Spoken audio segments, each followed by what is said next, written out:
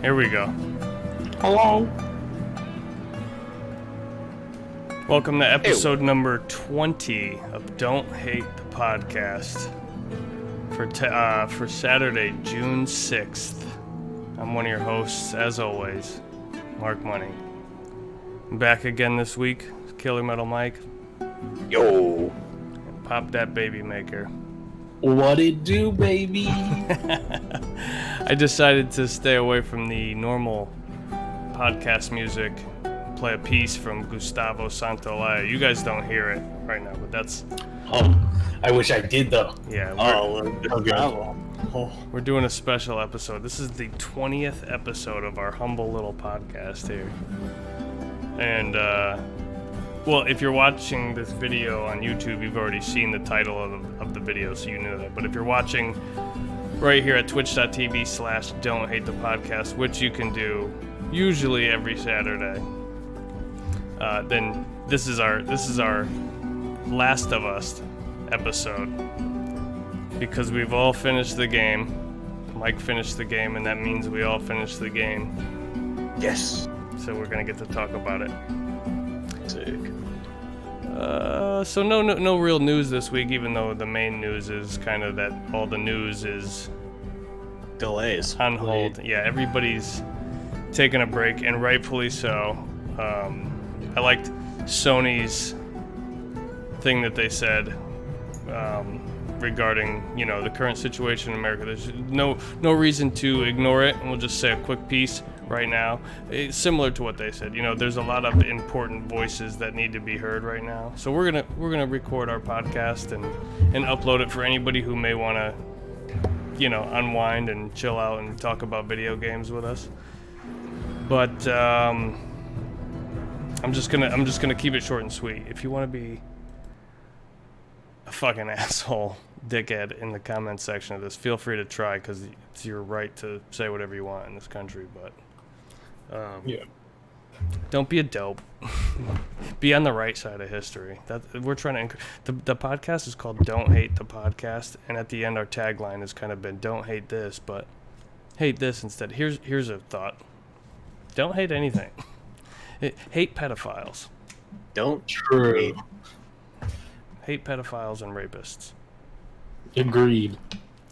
And then let's all just try to get along with each other. Moving forward. Now, was that so hard? Right. It's a message of peace. It is. Yeah. So there we go. Let's just get right into it. Patch notes for this episode is go check out last week's episode. We Mike wasn't here, but we had the Buttress on, and we talked about Gundam models and Nintendo stuff and Xbox stuff and maybe The Sims 5 coming out, and it was a real fun episode. So that's up on YouTube. Something's wrong with the YouTube link. You can't go to youtube.com/Don't Hate the Podcast, but you can search for Don't Hate the Podcast on YouTube, and you can find our channel pretty easily that way. Yeah.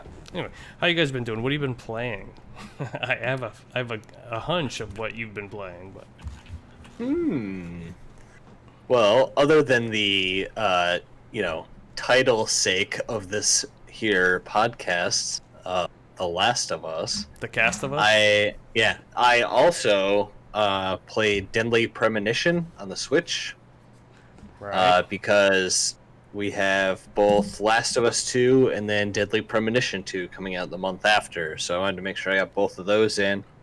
So I finished that game, and that game took me on a roller coaster while I was playing it, where in the beginning I was very excited, and the cheese and the Twin Peak-esque David Lynch weirdness was there, and I was totally into it.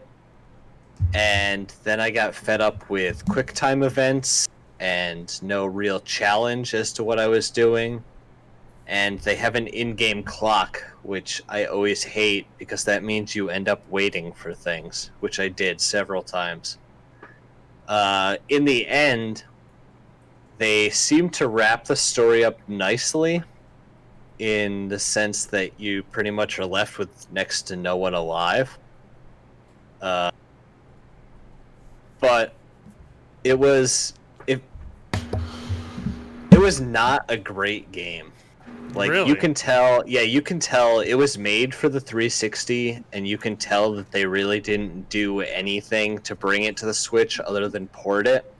And even then, it didn't run well. Mm. Like on the Switch, I ran into a lot of areas where it was just gross, and I'd get frame drops and all kinds of shit.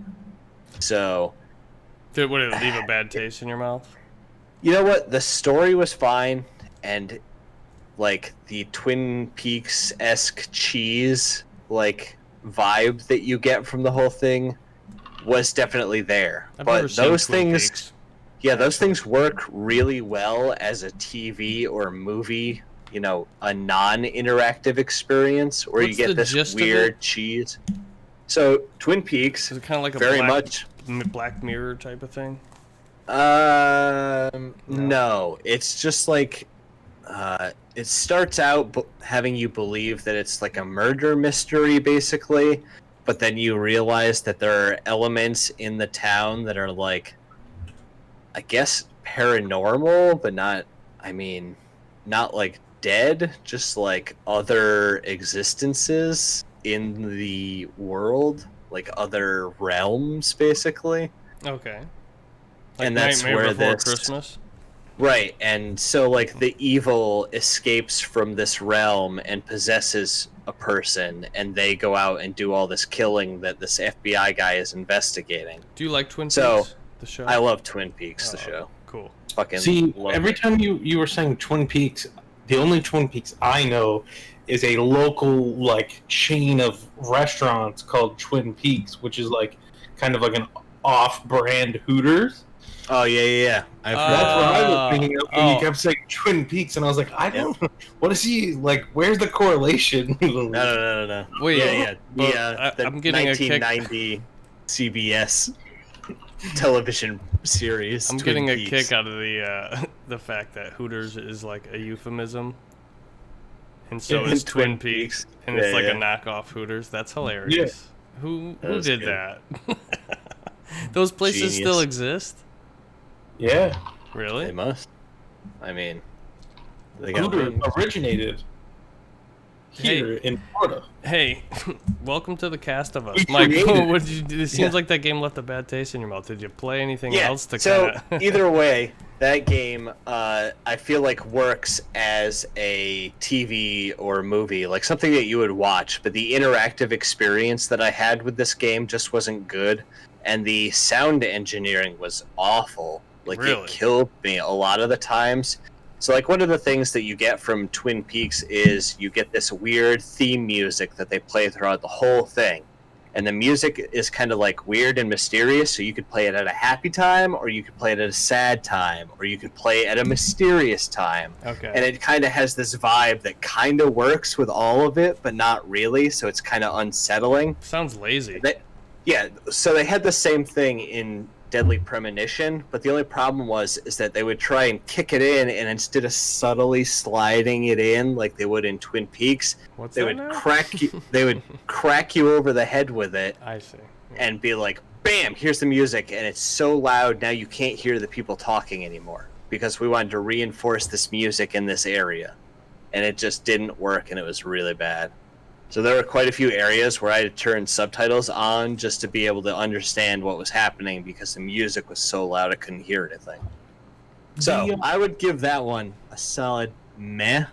If Yeah. you could get that thing on sale and you are a big Twin Peaks fan and are looking for that cheese, it's there.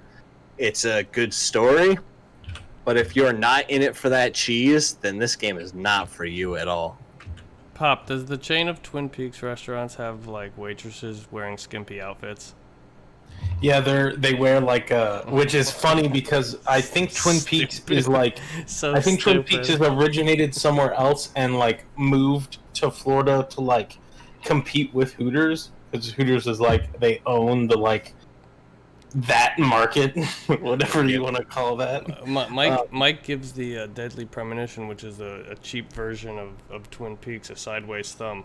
How are you rating Twin Peaks versus Hooters? Okay. You know, I've only ever been to one Twin Peaks in my life before, Okay. and I maybe saw the fattest ass I've ever seen in my entire life. You there. mean like in a good way? Yeah, it was ridiculous. Like, right. it didn't make sense. I was like, I don't know how gravity works. I don't know But how gravity works. That he said. defies it. All right. Okay. I was gonna say, talking about in a bad way, man. I went to an IHOP and saw a fat ass once and was like, "Holy shit!" No, it was ridiculous. So there I don't we even go. like. I can't speak on their food. I don't remember anything other. Than So it's a solid man. they Sounds wear like flannel, flannel. like flannel crop tops. That's not demeaning. That's not misogynistic at all. It's just too hot in Florida. Like, who wears flannel? Even Yeah. if it is a crop top. Yeah, it's where like- they even get that down there? That's what I'm saying. Like, I think they're like from like up north, and they like moved down here to try to be like, hey, we can compete too. Are you all right, man? You choking over there on that sweet tea and bourbon or whatever it is you're drinking? Too good.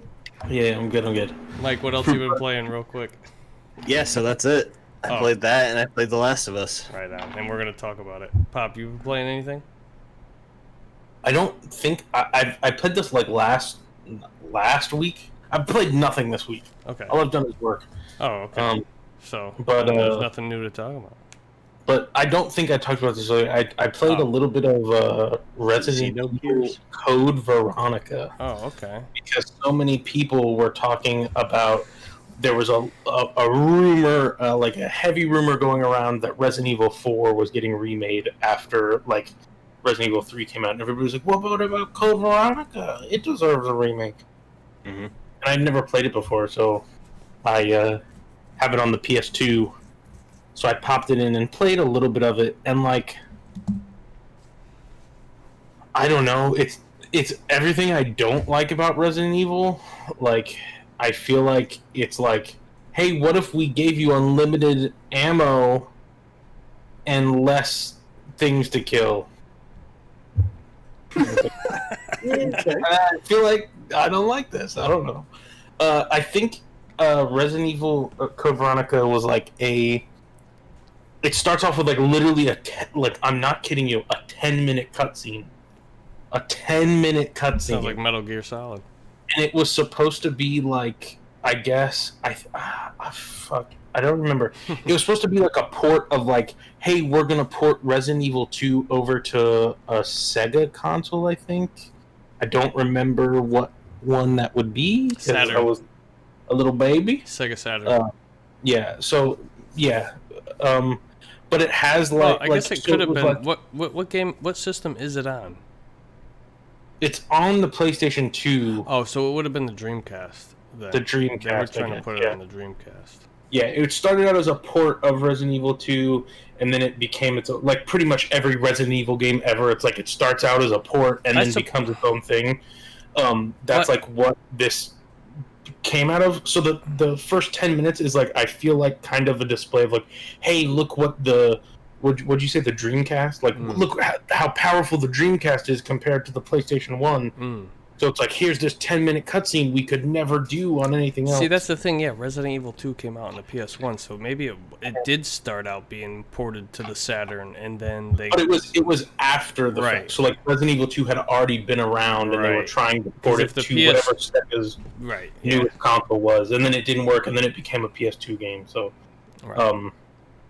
but yeah, like it kind of gives me like almost like Max Payne vibes a little bit, where there's like a narrator talking at the start, and it's very like it has like a weird like noir feel to it. Like, I don't know how to explain it. It's just like that's kind of what you get. But I feel like there's nothing so far what I've played of it. There's nothing redeemable. I'm like, I understand why they'd want to remake Resident Evil 4, the like best-selling Resident Evil game, over this one, because this one doesn't have much going for it so far.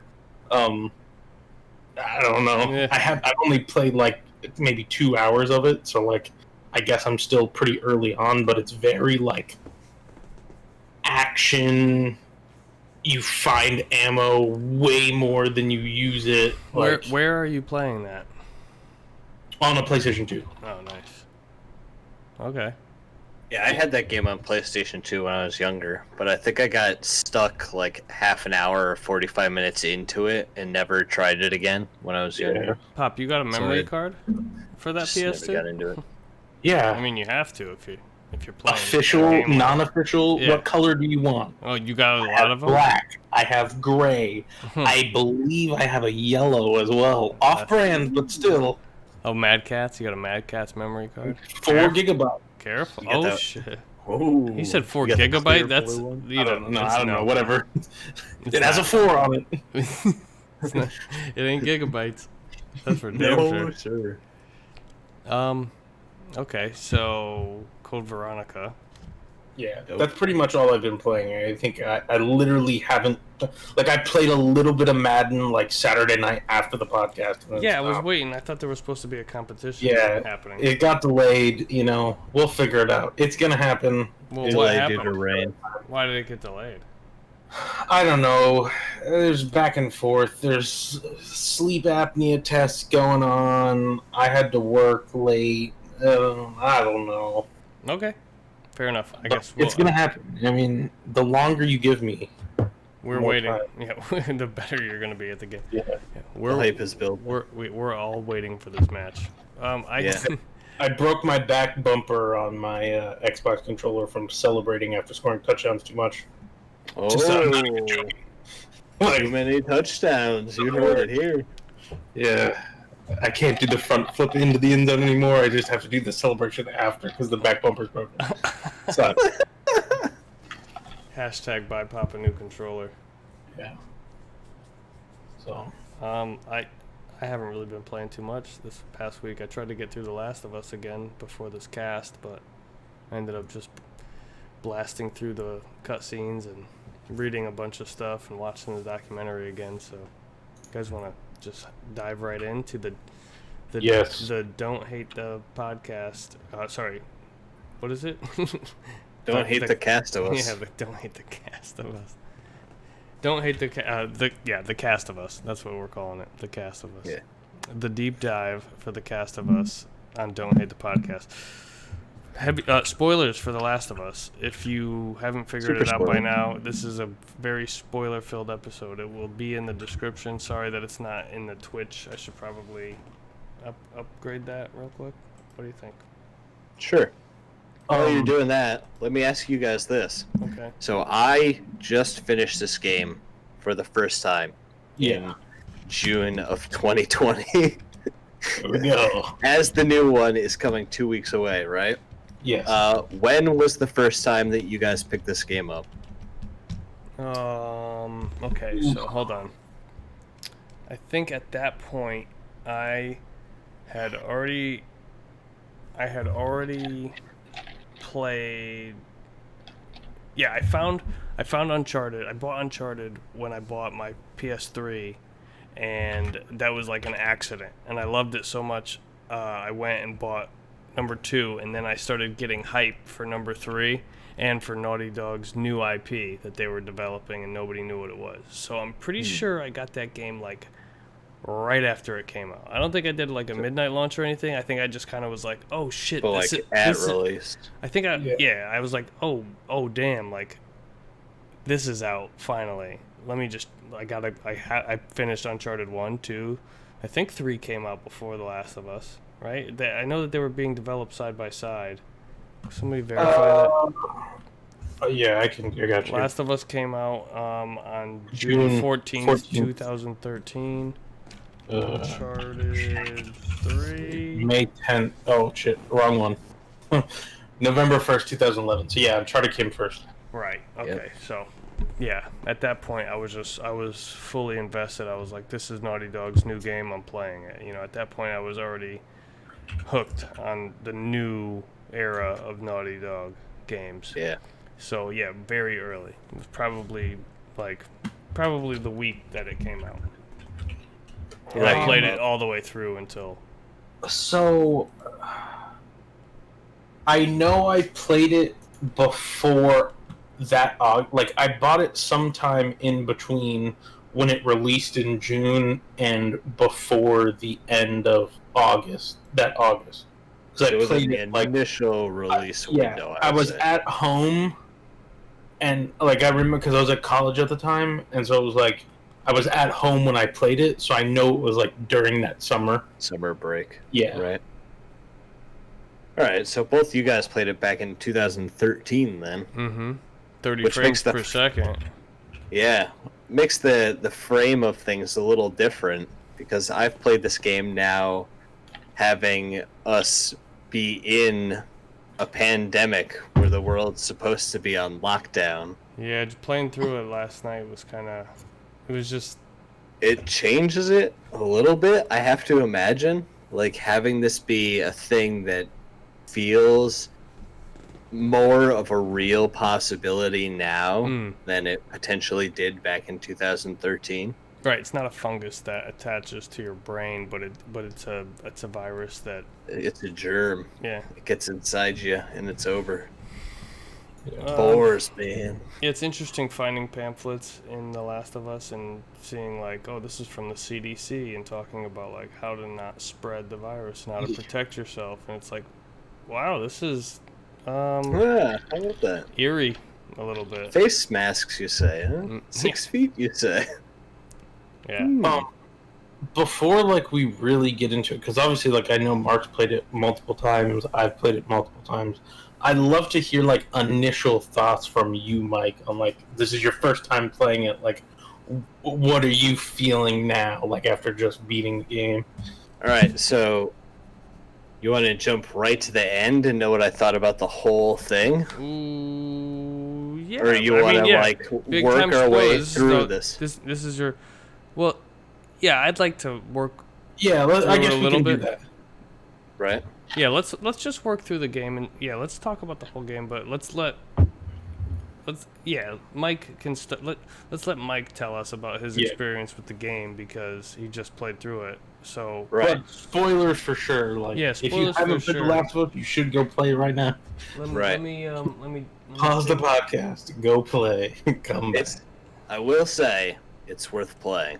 Yeah. So Also, the fact that you can get the remastered version for like, I think at most $20, but like sometimes it's like Oh. 10. dude, it's like I bought stupid the cheap. game If for you 10 get the greatest hits version of the remaster for PS4, you get it for like $12 on Amazon, brand new. take a look at the media screen right now and tell me. This is the very beginning of the game. This is when Yeah. you first Yeah. So you fire this game up, you pop it in. you're and playing as basically- Sarah. Yeah, and so the first thing that happens is like the initial like outbreak. Yeah. You don't and the even know what terror- it is yet. Yeah, and the terror spreads, and that's what you know is that shit's going awry. And what is it? Your brother shows up, Yep. and you guys got to get the hell up out of there. Tommy. Yeah, and you guys got to go. So immediately you take your daughter and go with your brother, and jump in the car and see chaos everywhere. Try and make your escape. Oh no. Get basically cornered. And then not even the infected that gets you, but a soldier trying to contain people turns and fires on you and your daughter, hits your daughter, and kills her. Right in the opening fucking 10 minutes of this game. Already brought to my goddamn knees. Like, I'm not crying, you're crying. Shut up. Did you cry? I had a tear. I did. I'm not gonna lie. Every time I Even play. after have seeing this, yeah, that's just it. Like, this game came out almost 7 years ago now, so this game got spoiled for me over and over and over again. But I Right. still played through it, Yes. and like even still watching that take place was like absolutely gut wrenching. Having kids and being able to put myself in those, and to have it not even being infected, but another person Who's supposed like screams to the theme of the entire game. Like right. that the terror out there isn't always the monsters, but what it will do to people. Exactly. I think like the biggest thing about this like opening sequence is the fact that like one, it initially throws like you first play as Sarah. Like Yeah, you don't Joel's even daughter. know. When you fire this game up, you're not sure what you're even Yeah, getting you don't yourself really into. know. You don't really know, especially like playing it at the time. Like obviously, like you look at the cover art and it's like, hey, like here's Joel and some other girl that's not his daughter. Yeah.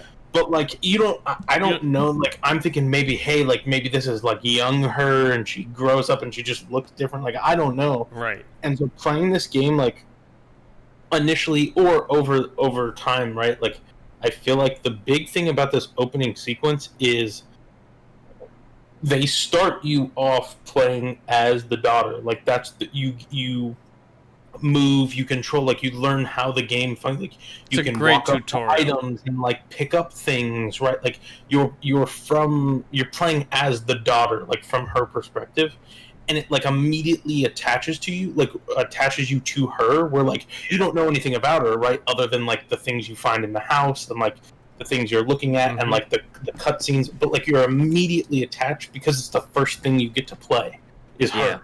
And so Right. then when she dies, it's They- like yeah. it hits really hard because it's like damn, like that's like the like my first ever like attachment to this game At is all. like her, and within 10 minutes, Well, yeah, because she's charming, Yeah. right? Because the way that they Yeah. set it up is that here's this girl. She's home alone. She's obviously like you could tell right off the bat it's her and her dad. Like she's not calling for her mom at all. She's just like, Dad, you know, where are you?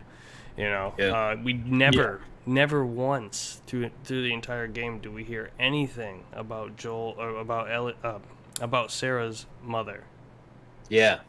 I don't even know if there's like pictures or anything. I've looked around that house pretty extensively in the beginning, and like there's but that is a real like so what I think the opening scene does the best that carries with you for the rest of your experience through this game is how grounded it is. You're just a kid, like it's this charming little sequence where she somehow figured out how to get her dad a watch for his birthday, and it's like this sweet moment where he's like, why are you still up? And she's like, it's your birthday, you know, and she gives him this present, it's this watch, and they have this nice little moment, and then he carries her off to bed, and then the next thing you know, you're waking up as her to like the phone going nuts, and it's Tommy calling trying to figure out where Joel is, and like she's like, oh, I don't know, he should be here, but he's not there. And then that's where you get to start to like walk around the house and see all the like find the cell phone. You go in Joel's room, turn the TV on, or the TV's on. that's like one of the coolest parts to me. That like the it's explosion, under- right?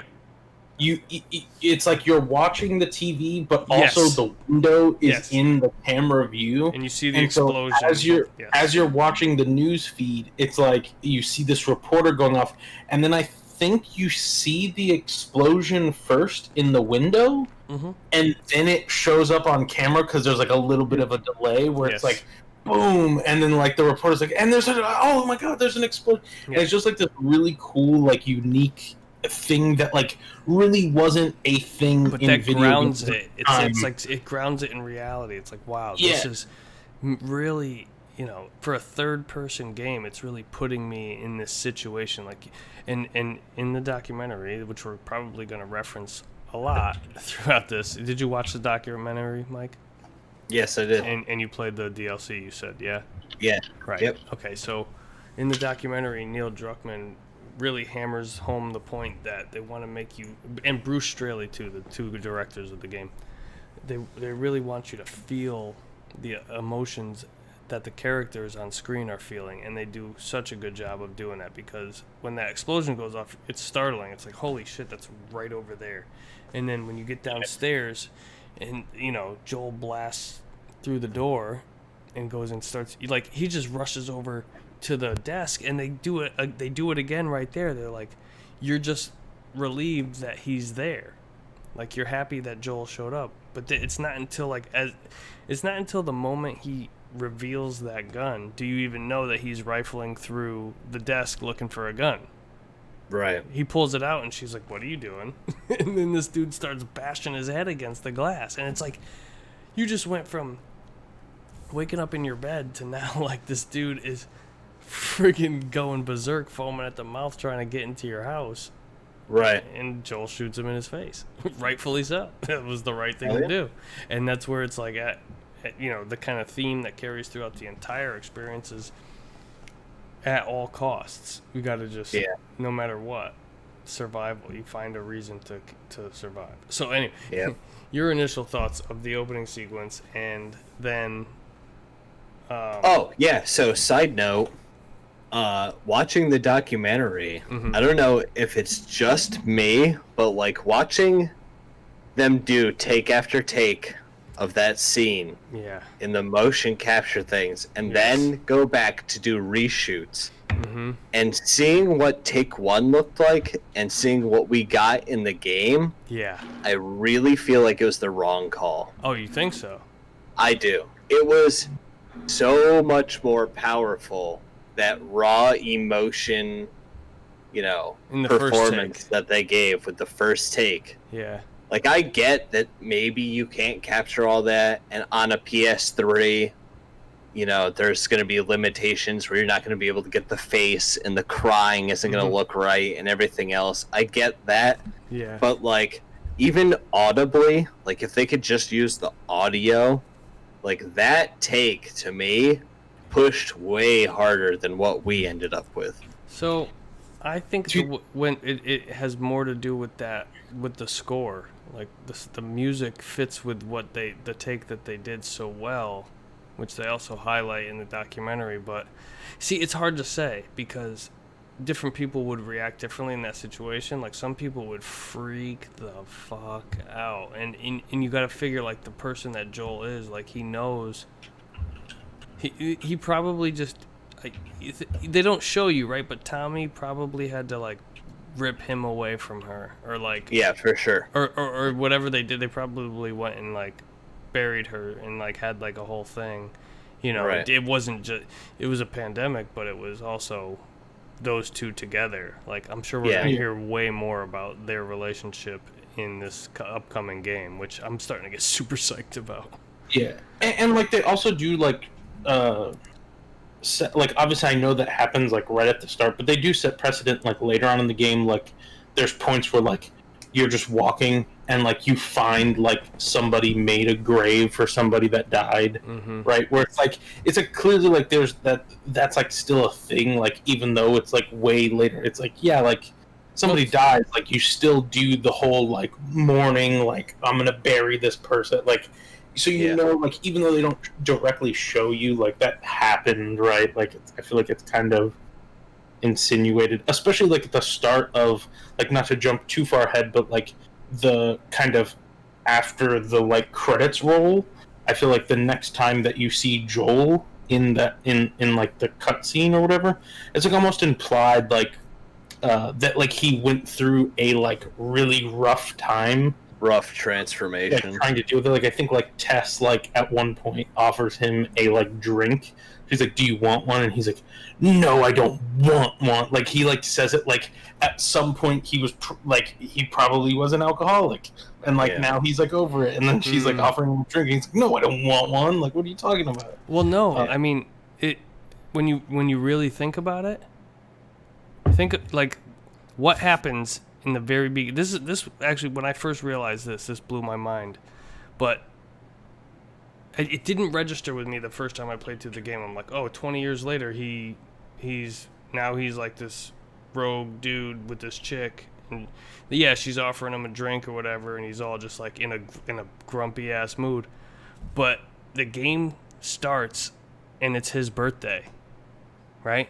And then it says 20 years later, so it's his birthday, probably. The day that his daughter died.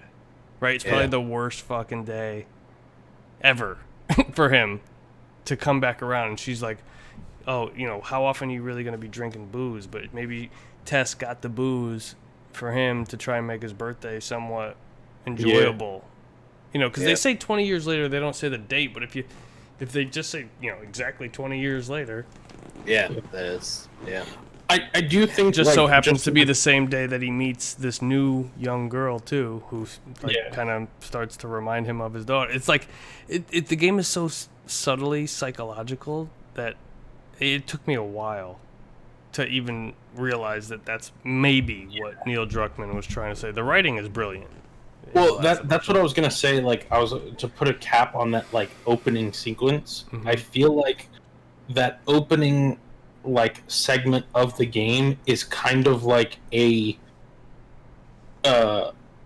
like when you buy a book and read the back of it to kind of get a gist of like what's gonna happen in the book. Like, I feel like that Yeah. opening segment is a very quick, like, fast look at Mhm. the game you're about to play. Right. And it's like interesting because you don't know that going into it, but like the similarities and like the, like the likenesses of like, oh, like I can directly reference like this thing happening to like later on in the game, this thing happening is like, it's kind of crazy how like that opening like 10-15 minute segment is a very like quick look into the like next 10-11 hours of gameplay that you're about to get. Yeah. So, I mean, if we talk about every single cutscene, we'll be here for Ever. 5 hours. But like, it's the pacing, I think, of the game is a very well thought out and well executed thing. Like that, is often Yeah, I never felt like I spent too long in an area. right. felt If it like was, go ahead. After I cleared out an area, I could have stayed and looked around and probably found more stuff. But if you wanted to just like go through that game to get the story, like there's never a point in that game where I felt like, all right, I've been doing this for so long. How much longer do I have to do this thing? Like, with God of War, it actually got to a point where I would like, oh, we made it to the top of the mountain. Just kidding, this isn't really the mountain, or Yeah, this isn't really the top, or this is the wrong mountain and top. Like, you're an idiot. Try again. Like, Well, that game was all I about never. fun on the sticks. That you know what I Right. mean. So, Yeah. This one, I never felt like that. I never felt like I wandered into an area just for someone to be like, haha, she's in another castle, go away. See, Like, I almost I feel never like had that feeling. I put this game back in December as like the most recent time that I played it. mhm. But like this is one of those games where like I feel like since it's come out, I've probably played it like, I don't know, maybe 10 times.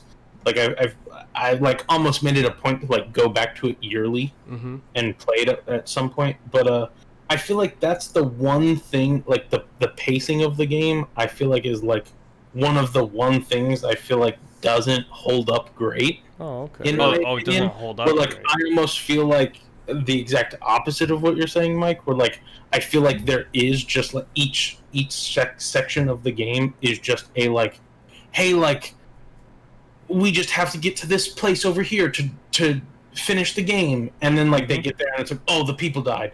Just kidding. Now we have to go over here to this thing, and it's like, oh, now we have to go over here to this thing. Oh, the people aren't here anymore. Okay, but they left a note. Now we have to go over here to this. Like I feel Yeah, but like if they, it's, like, if they didn't very- have that, then there's no game. Yeah. No, Then I the agree, adventure ends at the very- capital when you hand her off to the Fireflies. And then you like, go home. after the first playthrough of it, I feel like it's it doesn't very have. very obvious that like Right. the sections of the game are broken up into like Yeah, like no, the I can game's see not going that. in here, so like you're Yeah. just going from point A to point B to then get from point B to point C I'm and then thinking. Right. point C to point D. I'm thinking that that's going to be a huge improvement on the next Yeah. iteration because they're making the areas so much wider and like way more Yeah. of a variation of ways to complete each area. So that should be good. Yeah.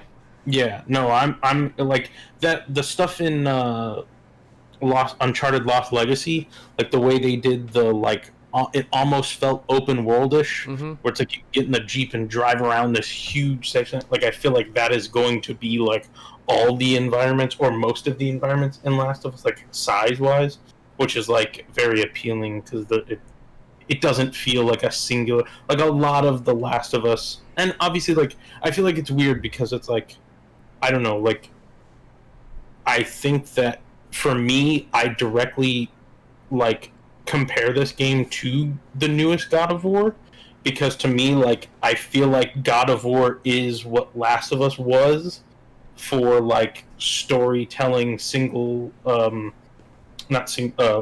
player, like story driven games, where it's like I think Last of Us set the bar for me, and until God of War, nothing else really kind of met that. And then God of War was like, no, the bar's way up here now. And so like, but yeah, like I don't know. I just feel like the environments in Last of Us, like that's like one thing they definitely could improve on, right? Is like opening them up more, and it seems like that's something that they're gonna do. Aesthetically, they're amazing, right? And they still, I think, hold up today when you play on a PS4. Right. Like if you said if you said Last of Us was a PS4 game, like I believe you, right? Early like, PS4 game, yeah. It's kind of crazy that it's a PS3 game that's been ported. Yeah. Right. Or yeah, I would have a hard time believing it. I feel like there were a couple of areas where you could still tell, like something wasn't quite. It's the shadows, but there. if you play on a PS4 Pro, you can choose between performance or, visual. Yep. So yeah, in an effort to sort of make some structure here, you gave us your first impressions on the opening of the game. I would say that let's jump to the end and tell me what your overall impression of the experience was.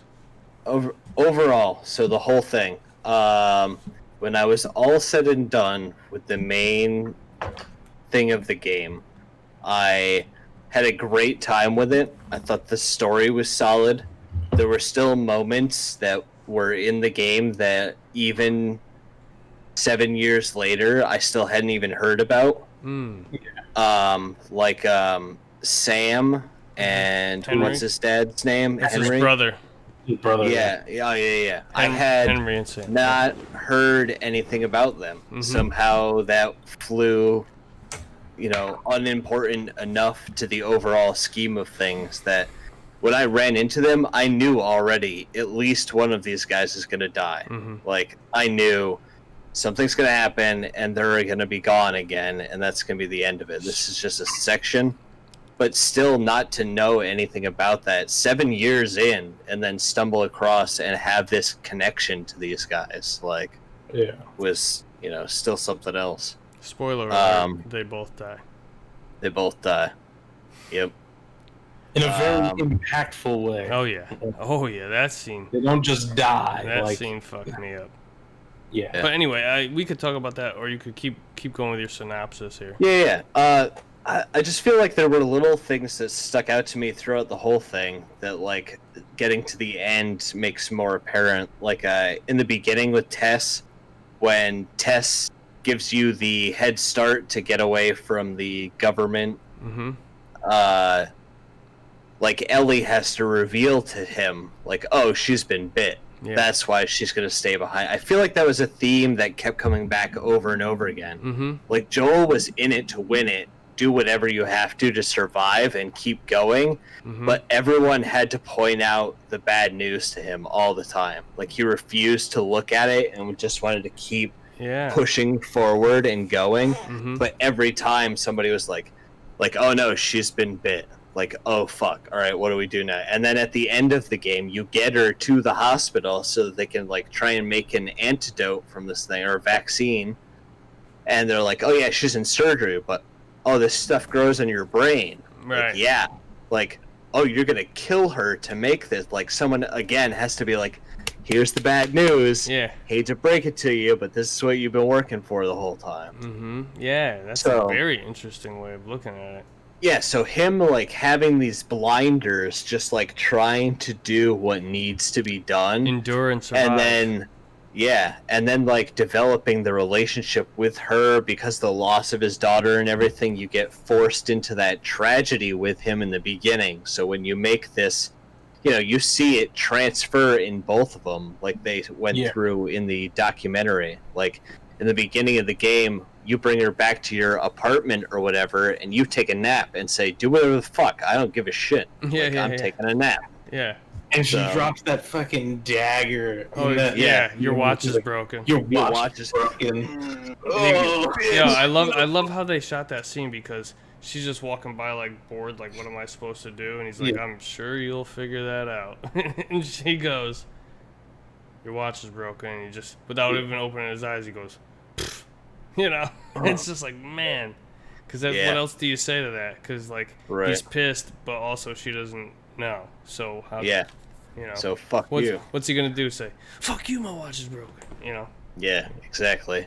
And then by the end of the game, you get like they even changed the body animations for Ellie, Right. so like she's more Yes. relaxed and comfortable, and not like, you know, in the beginning she's like holding an arm the whole time, like Well, oh fuck. And that's what Neil Druckmann says in the beginning of the documentary, that it didn't really matter if it was Joel and Ellie. It just needed to be these two people because the story is about two people, like people who have experienced loss. Like you'll learn later when you play the DLC that she lost her best friend. Yep. And Joel loses his daughter, and then they find each other. They don't even like each other. They don't want anything to do with each other. Joel's like, I'm not doing that. She's like telling Marlene, I'm not going with him. I'm not going with them. Yeah. And then by the end of it, they just are willing to sacrifice everything for the other one. I mean, when she keeps him alive in the winter section of the game, Yep. it's just like, damn. Every time I'm like, Joel's gonna die. Like they're gonna kill him, and it's just gonna be her. And like, she gets the medicine from David. Like the whole sequence is just like, it's like, wow, she loves him so much. Yeah. You She know. cares as much as he does, even though they both won't admit it. Right. Yeah, I feel like it doesn't get shown, like, especially from Joel's side, right? Like, it doesn't get shown that he actually like cares about her until the end of the game. Like, he's very like standoffish, right? Like, she like saves him once, like in the section where it's like I think it's was it Pittsburgh or Philadelphia, whatever, I don't remember, whatever section it is where they meet Henry and Oh yeah, that's Pittsburgh. Pittsburgh. Yeah, like there's a point in that section where like Ellie saves Joel, like he's about to die, and she like kills somebody. Oh yeah, That's about to kill him. He's holding And, like- Joel's head underwater, and she comes over and shoots him. Yeah, and like he just brushes it off like nothing happened. Like he's kind of like a dick about it. Like whatever. Like she's like, I just saved your life, and he's like, I don't care. Like and like he's just like he's very much like I don't care until the very end of the game where he's like, now you're about to die. Care I care. 100%. Yeah, like which I think is like interesting because it's like I think it's like the whole game is Joel like Ellie wanting the like attention and affection, right? Of like hey, like I'm doing, like I think she gets to that point before he does, and so she's like, hey, like I'm doing these things for you, like I'm like, you know, I'm helping, I'm saving you, I'm doing all this stuff, and you're not acknowledging it at all. Well, I would slightly disagree with that because that's how it's portrayed, right? But really, I was taking notes while I was playing through, and the first time, you know, because when they meet each other, they're both very crass to one another. Yeah. But then Tess convinces Joel that they should do this, so they set off, and it's that one part where Joel puts the board across the, you know, across the Yeah. The rooftop. yeah, the rooftop, and he starts to tell her like, okay, what you want to do is step one foot up, and she gives him the like and just walks past them. Yep. But then Yeah. when they get over there and they're looking at that sunset, and he's like, so is it everything that you expected? And she gives that little like, oh, jury's still out, but you know, it's, you know, pretty cool, whatever, looking at the sunset. And you Yeah, see the him, view. he's standing there, right? He's standing there looking at her, right? He's kind of giving her like this, and then he looks down at his watch and looks back at her, you know what I mean? I think it's right at that moment where he's realizing that he wants to care for this girl, but he is fighting it so badly. And Ellie actually doesn't get there. She's still like all, you know, fuck this guy, he's a dick. Yeah. But Yeah, then, for you a know, while. She saves him there. It's when they're in the house. She takes off on the horse from Tommy's. Yeah. And she makes her way into that house, and she's like, "Just admit that you've been trying to get rid of me." And he like makes up some bullshit about how she'd be safer with somebody else, and she shoves him. Man, we're bouncing all over the place, but it's really. We are, but these are the moments that like stuck out. But okay, so we can dig all that shit apart. But I want before we like run completely out of time. What did you think of how they wrapped up this game? Okay, so here it is. Pants down, whip out my big fat spoiler, right? At the end of the game, you bring her to the hospital, and they're about to cut her freaking head off to basically make a vaccine from however it is she survived her bite. This is when you say they, we're talking about the Fireflies. The Fireflies, yeah. So Joel gets wind of this and does not care for it because he cares for Ellie, and goes through the Firefly building now and murders his way. If you do it how I did it, murders his way through the place. Did you kill all 3 doctors? Hell yeah, I did. Oh, okay. Fucking goddamn right. Those innocent ass looking nurses. I was like, no. All of them. Goodbye. Get out of my face. I Put think that fucking. You can get them scalpel at me. each with just 1 melee attack, but. No, I shot everybody in the face in that room. I'm the fuck out of here, man. All y'all, I care too much now. You all have to die. Yeah, so you go up in there and you bust in right before they start the thing, and you pull her off the table and slaughter everyone inside, and make your way to an elevator to get the hell out of there. You actually find a running vehicle, which I felt like was really convenient given how much effort you had to go through with Bill to try and get one, to try and get to your destination to begin with. To pop start a 2006 GMC Sierra, which somehow had a manual transmission. Okay. Yeah. All right. Those are pretty rare, but okay. Works perfectly and everything. A couple little what do they call it? Poetic license that they take. Yeah. Or, yeah. Some creative licenses. There it is. Yeah.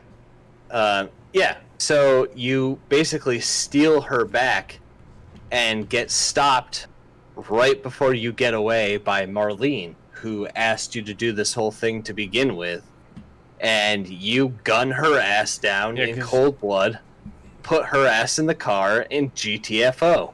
Yep. So I finished this thing, and as soon as credits rolled, I thought to myself, holy shit, man, he's a fucking monster.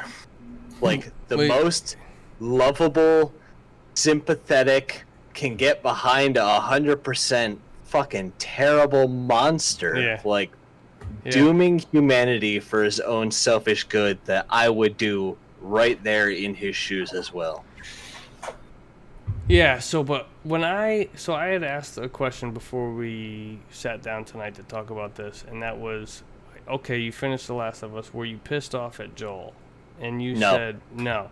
But it wasn't about doing that selfish act. I can relate to that.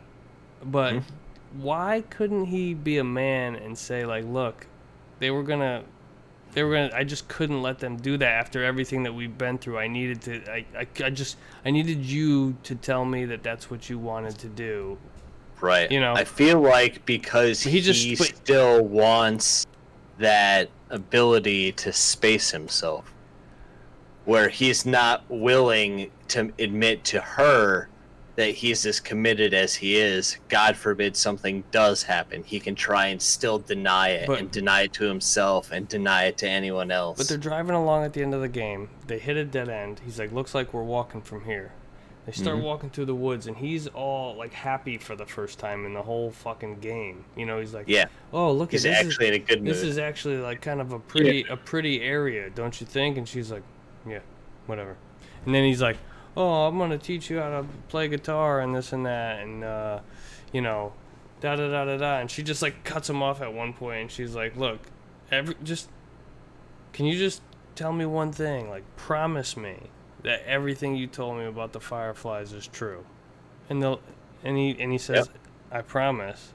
And she says, okay. And then that's the end of the game. Cuts to black. And it's like, I remember watching that, like feeling so happy at the end. Like, yeah, she's obviously a little maybe she's just out of it from being drugged and Or everything that just- disappointed that it wasn't gonna work. Yeah, like yeah, the yeah. whole thing was Right. like it's gotta be for something But- and pushing towards reaching their goal. And then to be told like, oh yeah, you went under, they brought you back because guess what? There's a million of you guys, just Well, like you. He and said shit don't dozens. work. He said dozens. Yeah. Which Dozens. And it doesn't work and they're not looking for a cure anymore. Like yeah, I just felt like at the end of that, I was like, okay, they're gonna wrap this up, and it's gonna be a happy ending, and I feel good about it. And then he says the lie to her, and I remember the first time playing and just being like, come on, dude. Yeah. That, because it looks like she's like, from what I can gather, however powerful the PS3 was and could show emotion from a human face, it seemed like she was like, okay, I'll believe you if you say so, but I don't really believe you. But Yeah. I'm gonna Yeah. believe you because you promised me. as soon as I watched that, I thought to myself, like Like this is are gonna they come back going to to bite you in the use end. this window, like to be like, hey, guess what? I really wasn't totally out. Like I still remember hearing things. I heard Marlene. I heard the gunshot. Like Yeah. you know, even if she wasn't like, you know, wide-eyed awake or whatever. Like, oh, I remember hearing things when we were leaving. You know. Mm-hmm. To use that. So actually, this brings us into I was really interested where Left Behind was going to come in Mhm. because I had heard nothing about Left Behind other than your Ellie, and that's it. So, as far as a game like Last of Us is concerned, like a single player story game that tells a narrative, right? Like this DLC, I think is like the best way you could do a DLC that I So- feel like was so worth every penny that you could ask for. Like, Yeah. we got both of the things that were referred to in the game without, major detail, and then we get to explore those things. Like, the time while Joel was down. Like, we see her get the medicine and deal with David and, like, all that stuff before Joel gets back up on his feet and everything. But we don't see how like they ended up in this house, how Mhm. long they've been held up there, how they're getting by while they're held up there. I mean, it's So, like- implied that Ellie's doing everything right. It Right. shows her hunting and Right, trying you to, chase like, down that provide. deer Yep. that leads into the David encounter. Mm. So we can assume she's out there trapping those other rabbits and shit like that. I love seeing that scene with the rabbit getting hit with the arrow. It brings You me don't back to expect it. It brings me back to a Twitch clip that I saw. That is Yeah. like one of my absolute favorite. It's just this female streamer watching it. Oh. She's like, "Oh, it's so cute," and then Oh. it gets hit, and she's just instantly broken. Like, my favorite. I love it. I mean, Um, I wouldn't shoot a rabbit, but I get it. Right? Yeah. They're living I mean- in a different world. yeah. So just all of that, like fitting in there perfectly to fill in that hole of like what happened in this period. You play as Joel for, I would say, 85 or 90% of the game, right? I mean, other than the very beginning, and then you have a couple of Ellie sections. you're mostly Joel in the game. Like, Yeah, Yeah, I would you- say 85%. Yeah, yeah. It's probably like if you include the Left Behind in it, it's probably like No, I'm not. Just the base game. no. I'm saying if you did include it, it would probably Right. still be like 80%. like 78% Joel, right? Because you could beat the It's up Left there. Behind in 3 hours, and it's The Last of Us you could finish in like 12 hours. Yeah. Right, so it's about but yeah, if you don't count it, yeah, it's really you play as Ellie during that scene where you're taking care of Joel, and then it Yep. goes back and forth a little bit because you have to Until you do the get David Joel. fight, Yep. At the very end, you play and Ellie. then you walk as Ellie, Last, which is yeah. like walking you into playing as Ellie in the second game. Right.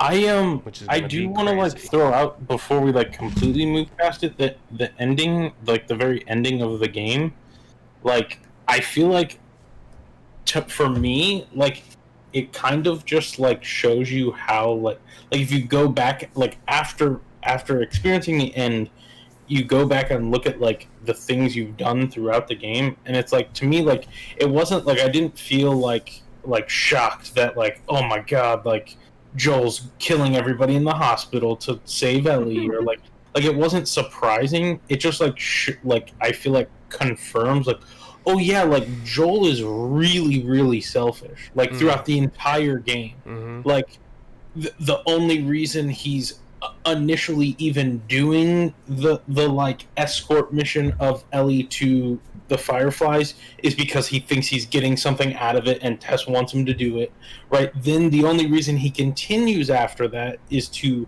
drop Ellie off with his brother because he doesn't want anything to do with her, right? Like and then like right like the very end of the game where he decides to save Ellie is very much like a well she's more important to me than like this cure is to the world, right? Like it's I feel like throughout the game like his character just cements himself as like no he's an extremely like selfish person, totally, and like this isn't a surprising move like him going throughout the hospital and killing everybody and taking her and being like no like it's like oh yeah like well, and then even too like I feel like so before they get to the hospital he has a conversation with her like they stop and he's like are you sure you want to do this? We can turn around. She and says, like Ellie like specifically says like it yes, can't be for nothing. Can't be for nothing, right? So like she's telling him like hey like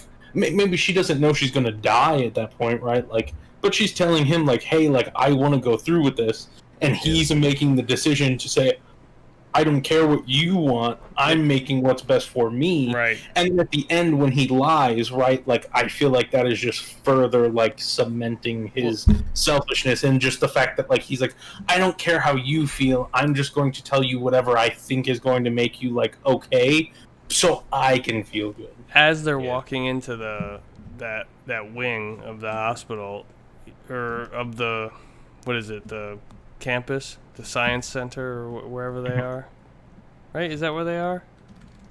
No, at the end of Salt Lake City. They're in Salt Lake City. That's right. They're at the hospital in Salt Lake City. Hospital.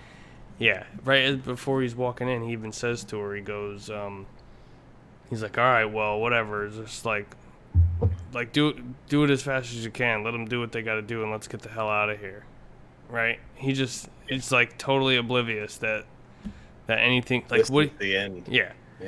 So that's some this pretty was powerful like shit. The end goal, like stop, but not the end of their journey together, or at least so they thought. At least so Joel thought. Like we don't know what Ellie knows. Like Marlene might have told Ellie from the get-go. Like they can probably find a cure for this, but it might kill you. And Ellie could have been full aware of that from the very beginning of the game. Before you even meet her, she knows that. Which she could have been okay with, given the DLC from, right before the end of the game. She says, I've lost people too. Yep. Yeah. Like I lost my best friend. Mm-hmm. And then in the Left Behind DLC, you watch that stuff play out. And it's only because, her and her friend have such feelings for each other that her friend isn't going to go with the Fireflies. She's going to like risk it and like stay behind with them, with Ellie or whatever. And instead they both end up getting bit. Like that's so having that loss, having someone that you feel so connected to that you would tell them not to go somewhere and be safe with this group, to stay behind and stay with you, and then have things turn that fast and lose them. Mm-hmm. Like she could have been at that point like, all right, I'm done. Like I give up. I don't know what to do here. So yeah, if it kills me, it kills me. But let's go do this thing. Right.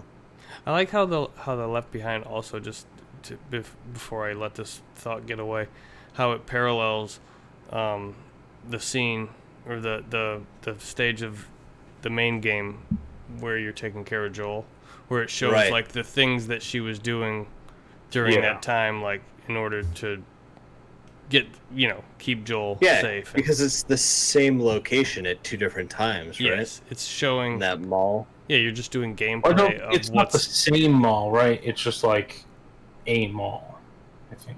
Okay, well they're both But malls, yeah, like it's a regardless. mall. So it's a is mall what setting for makes both her think times. it's like That the whole other- story is kind of told in American Dreams, where So yeah, Where that was like the other thing. That I feel Riley, like Ellie's it's a friend. prequel. Yeah, it kind of they reference in Left Behind how they've I think she actually says it to Tess, because Tess asks where you got bit, where did you get bit, and she says I was at the mall, and that place has been nobody's supposed to have gone in there for years, but Yep. she's like, yeah, I used to sneak out and go there all the time, and they talk about that in the comic, which was written Yeah. by Neil Druckmann. Just interesting. And she that's where she meets like Riley. Arlene Oh, too. Marlene. Marlene, yeah. Right, And yeah. then like the comic book's really good. I think. Wasn't Marlene? Wasn't Riley Marlene's sister or something? I don't think so. I think it was just like Marlene was like No, I got it. Marlene's like a legend among like Fireflies, right? Like everybody knows who she is. Yeah. And so, like, I think in the comic books, they, like, help her, like, twice in one day. Like, with something. Like, something happens with the Fireflies, they end up helping the Fireflies, and then, like, Marlene notices, and then they help her later on again in the comic book, and then they're what's the girl's name? Sorry? Riley? Riley is like, I want to join the Fireflies, I think I'm ready, and then Marlene's like, no, you're not.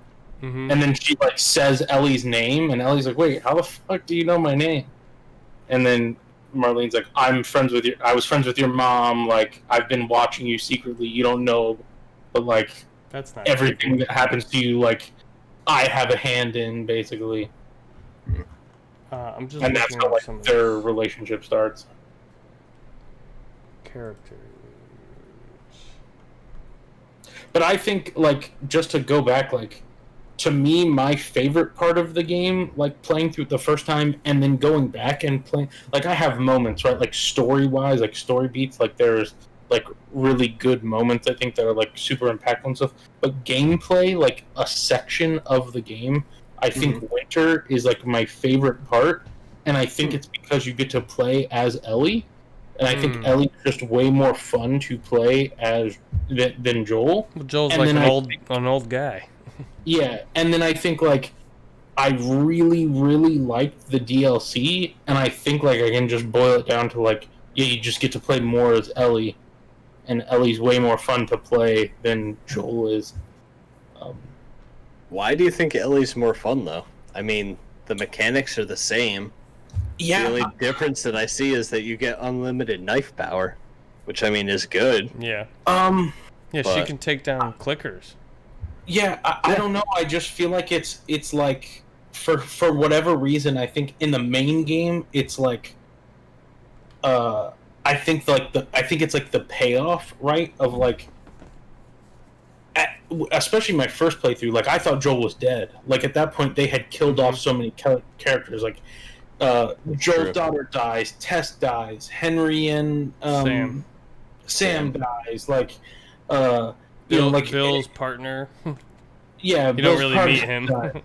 Like, it's just so many, so many people had died to that point that it's like Joel falls, looks like he dies. It's like, oh, they're really going here. They killed off Joel.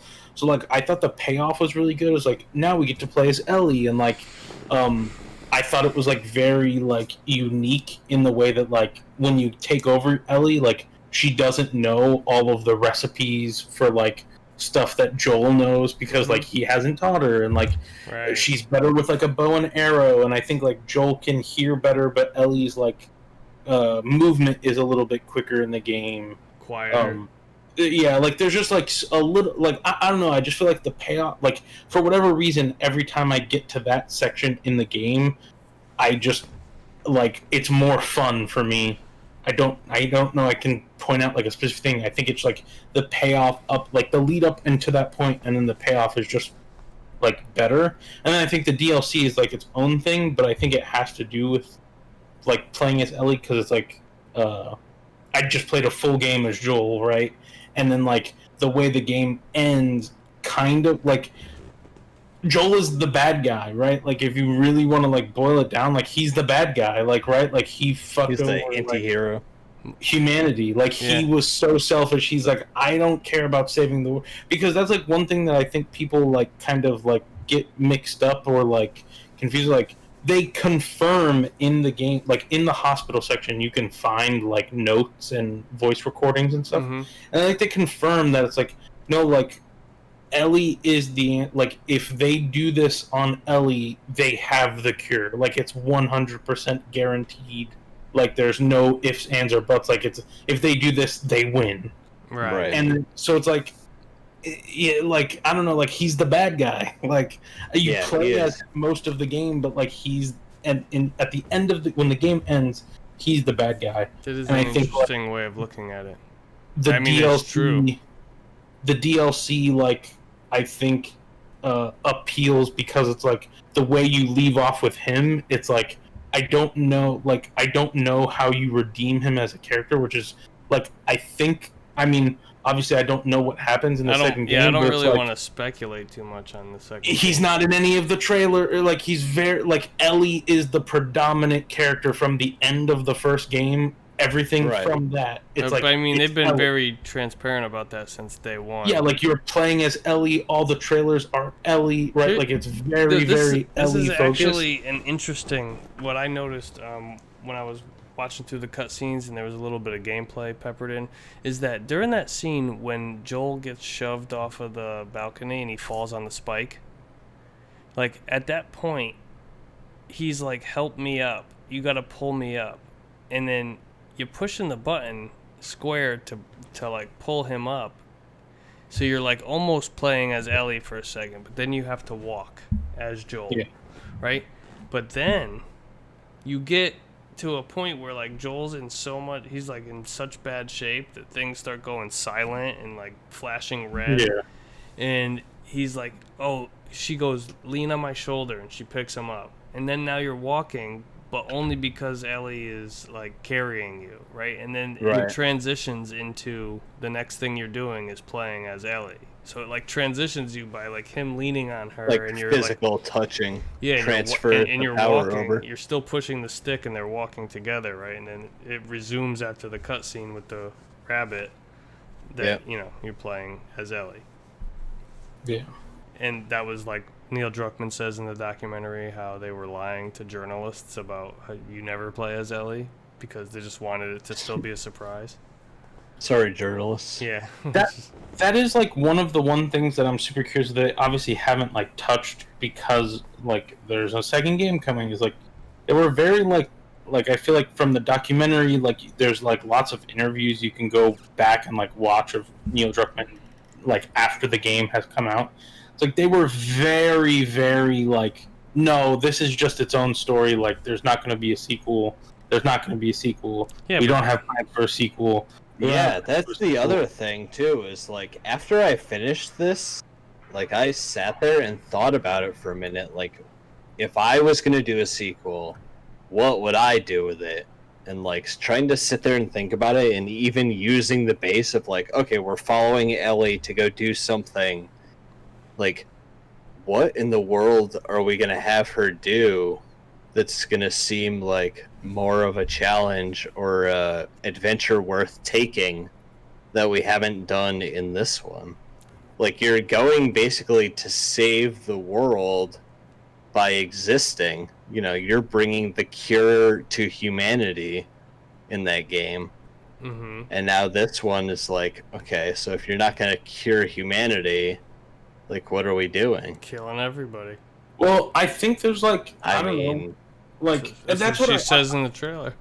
That's how I played that game anyway. So I also think it's super interesting that like Neil Druckmann like has come out and said like the first game was about hope, and this one's about like revenge or like anger, and it's like, wait, what? The first one's about hope?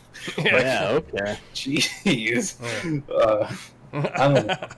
I feel like until obviously they started showing off stuff for the second game, like the only way I saw like a sequel was like well, she finds out that Joel lied to her.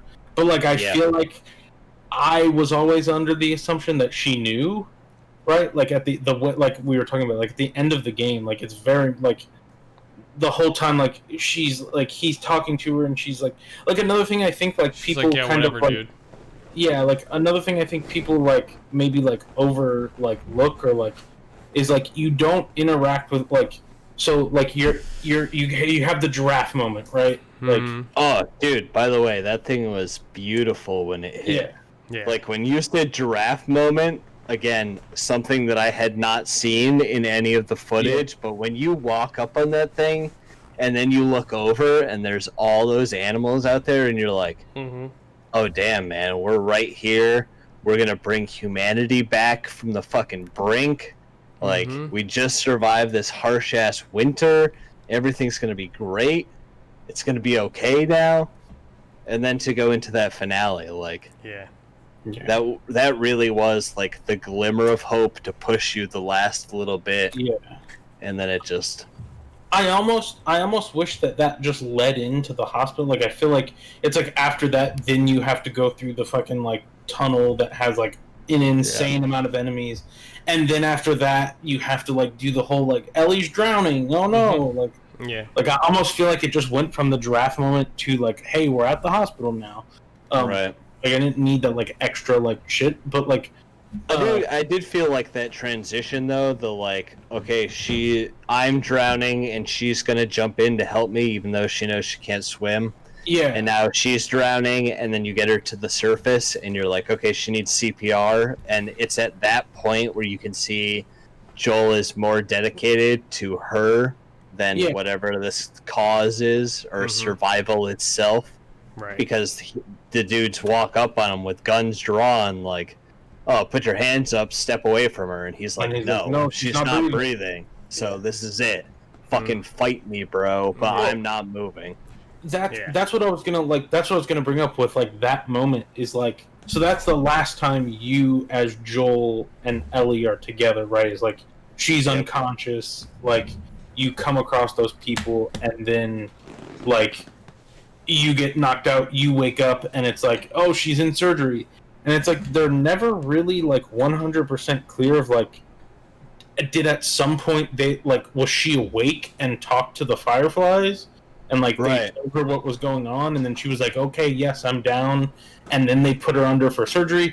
Did they just go from like her being unconscious to like, well, she's already dying. Let's just do it now. Like they're never really Right. clear about that, and I feel And like if she did come to before Yeah. he came to and had no desire to be like, okay, hold up a minute so I can say goodbye at least, knowing what was going to happen. Like, if she was up, aware, and they explained everything going on, and she was like, yeah, let's do this, without being like, okay, let me say goodbye first, yeah. then she's a shittier person than Joel is. But also, like maybe she knew how he was gonna react, right? Like maybe she knew he wouldn't stand for it, and so she was like, "Yeah, let's do this while he's gone." Like, because like I said, like that conversation they have right before that, she's very clear of like, "I wanted It has to be for something. be for nothing."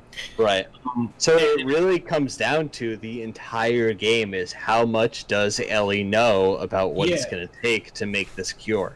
Exactly, because it's like the way like after the fact when she wakes up after you clear the hospital, right? Right. It's very much implied that like she knows you're lying. Like it's Yeah, like, she knows something is up. the way they do it is like when you get to the top of that hill and like you have to have that conversation. She does that thing that I feel like a lot of people do when they like want to have like an uncomfortable conversation. They like grab their fingers and like so like like Hey, she does like that listen. mannerism of like I want to talk to you about something but I don't really know how to say it, and like Yep. there's it's like you get the impression that like she knows more than Joel thinks she knows. Yes, absolutely. And so like but it's also that thing where like you can obviously tell that she loves and trusts Joel enough to where it's like, hey, I'm gonna ask you this question, I'm giving you an opportunity to tell me the truth right now. And he's like, yes, I swear everything was true. and then she's like, okay, but like, But it's possible she knows that it's a you really lie already. get the feeling that like she knows that he's lying, but like she can't prove it, so she just has to kind of be like, well, Roll okay. with it for now. Like, all right, Yeah. but I don't know. I think it's So I think that's the real question then. Like, Mark asked me as soon as I was done with the game, like, okay, one question before we spoil anything about what you thought of it. Like, were you mad at Joel at the end? yeah. But I think the real question should then be, do you think Ellie knew she was going to die for the cure? Yeah. Because that is what ends up framing her part in this entire game. So that's another thing where, like, I feel like because people are so caught up at the end of the game with what's going on, I feel like not a lot of exploration is done.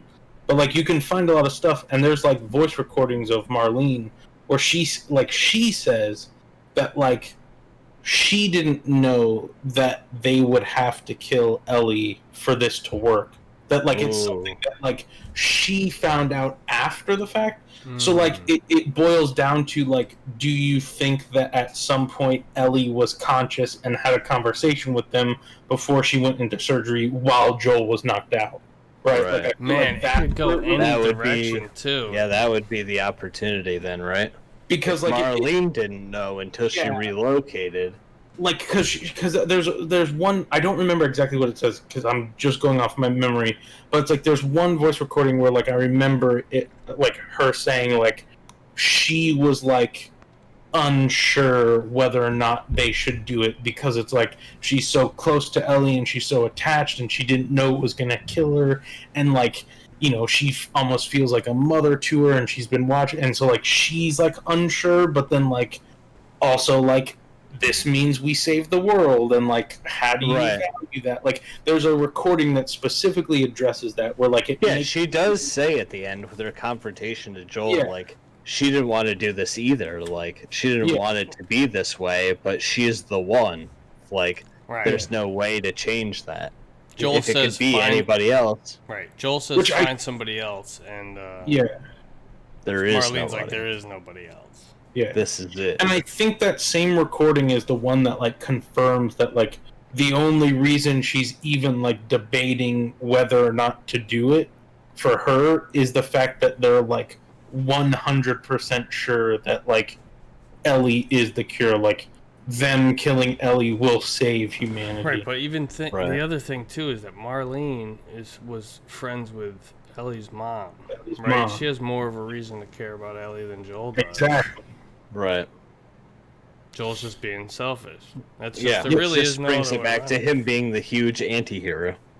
Which is like that question that you're saying Mark asked you, right? Of like, were you like mad at Joel? Or is like, Right. when I finished the game, it's like I wasn't mad. Like I feel like it fit his character. Like that's something his character would do. Like Right. it makes And sense I in that could- like world.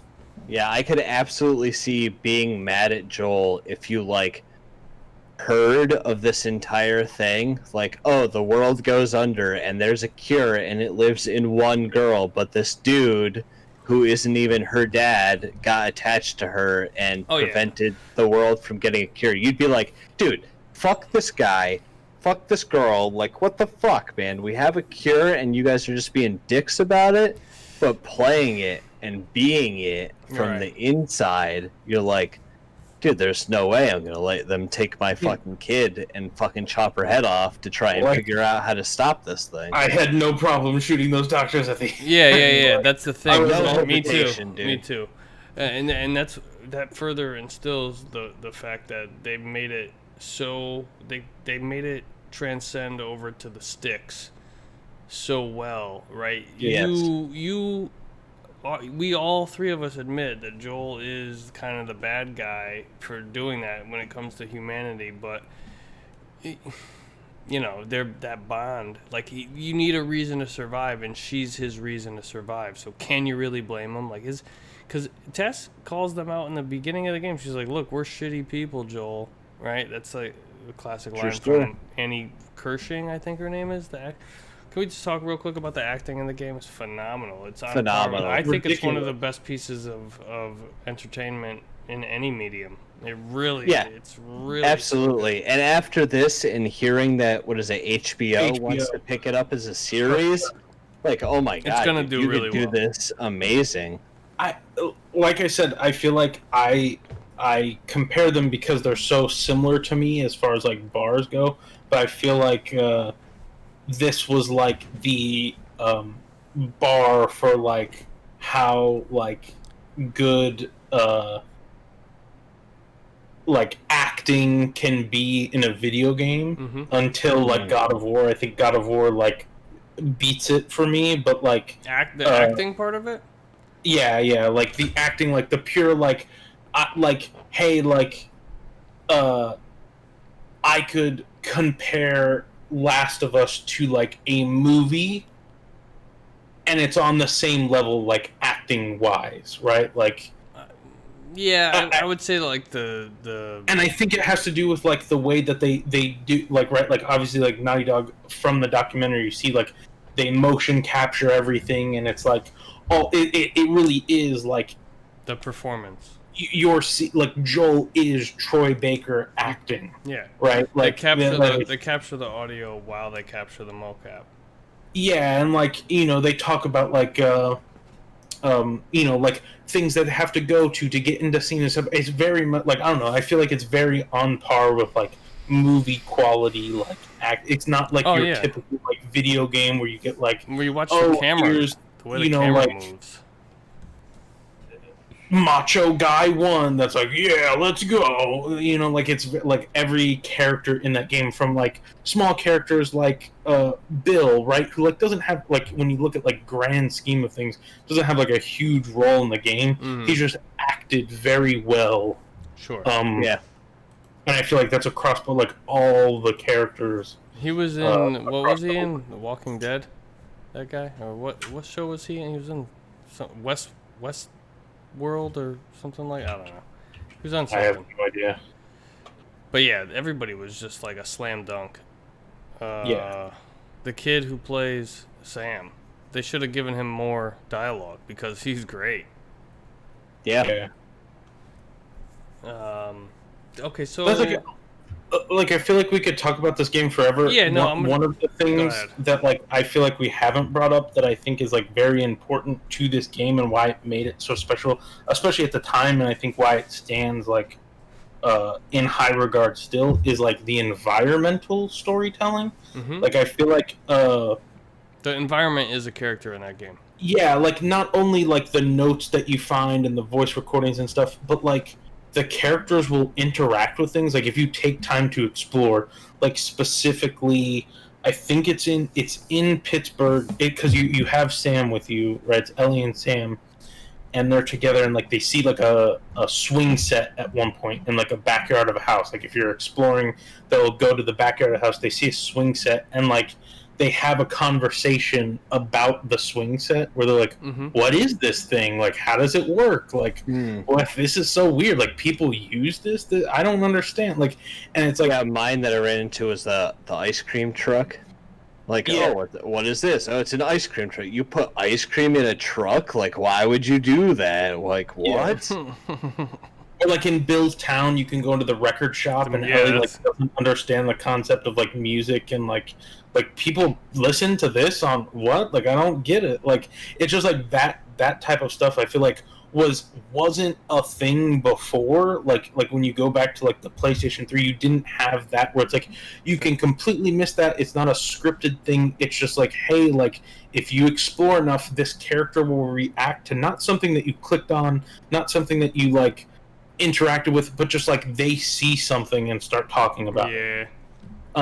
And like I feel like that's like really special about the game, and it still holds up today, where it's like there's still things in that game that I feel like I find that I never knew were there. Like like I brought it up earlier, the grave thing. It's like when you're going to the windmill or the power plant, like on your like before you get there, you can kind of go off the path, and Ellie sees a grave, but it's a really small one, and Joel's like, a grave shouldn't be that small, and like Ellie starts talking about Sam and how because the last like kind of scene you had before that was him killing himself or dying, whatever. Yeah, that was a fucked up part.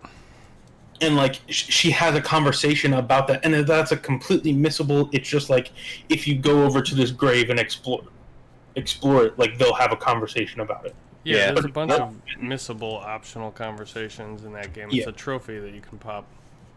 Yeah, that's another thing that I like feel like I missed out on when I went through this.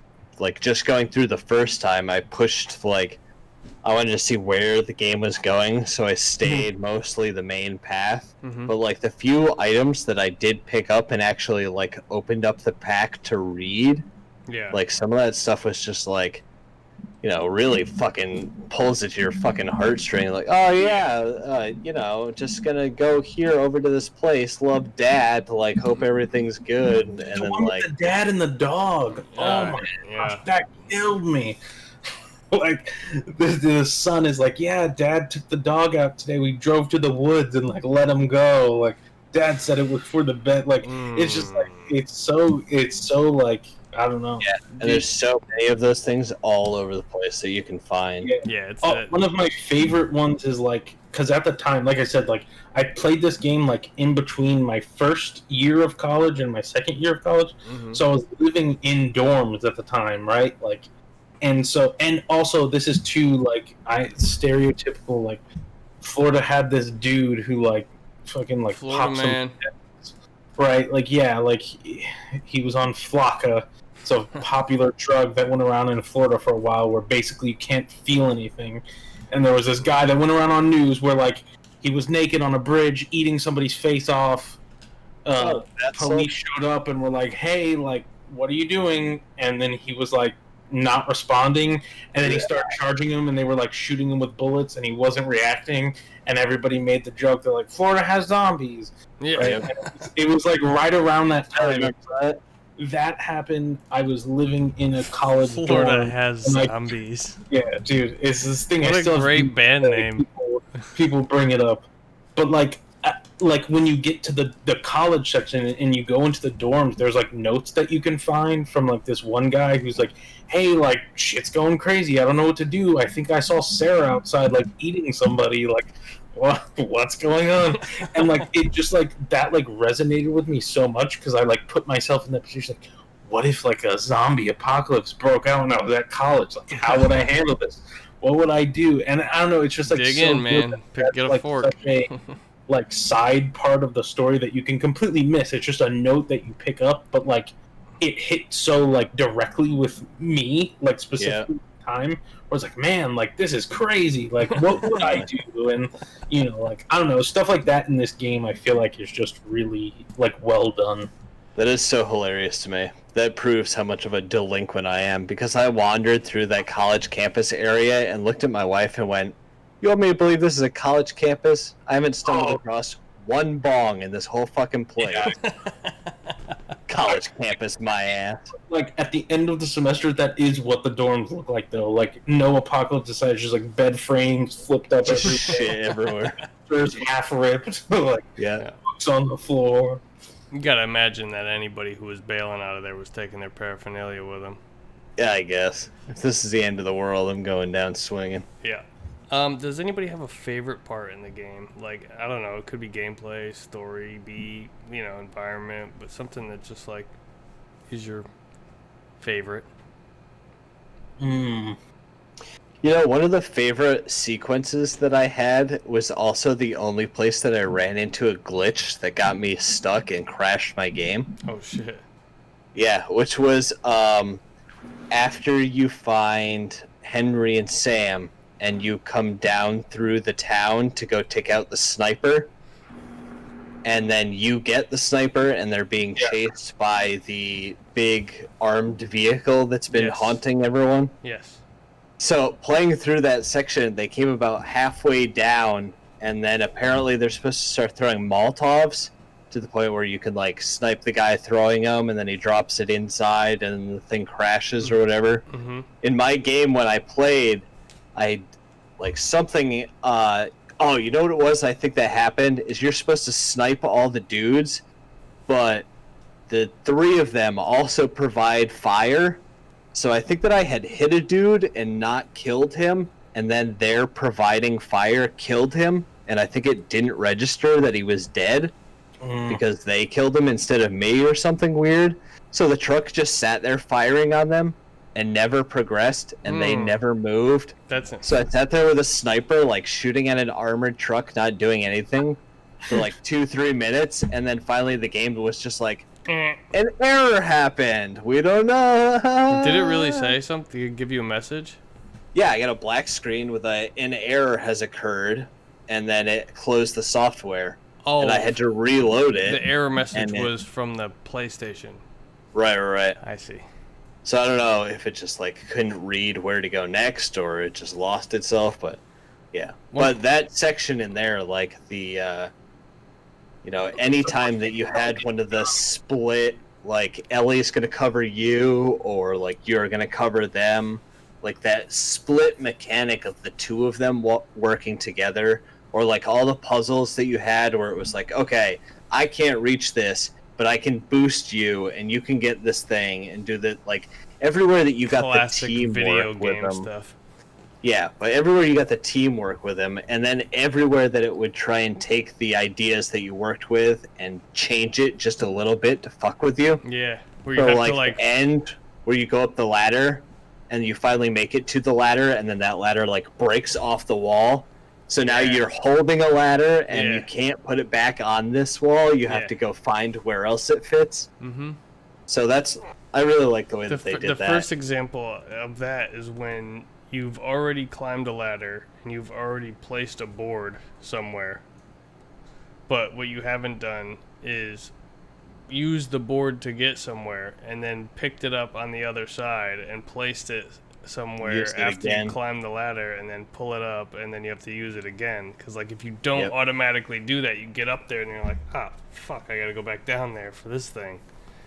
Can't climb up a ladder. How do I? So those are really cool sequences. One part for me that stands out that I saw while I was going through the cutscenes again, it's at a very intense and jarring section of the game.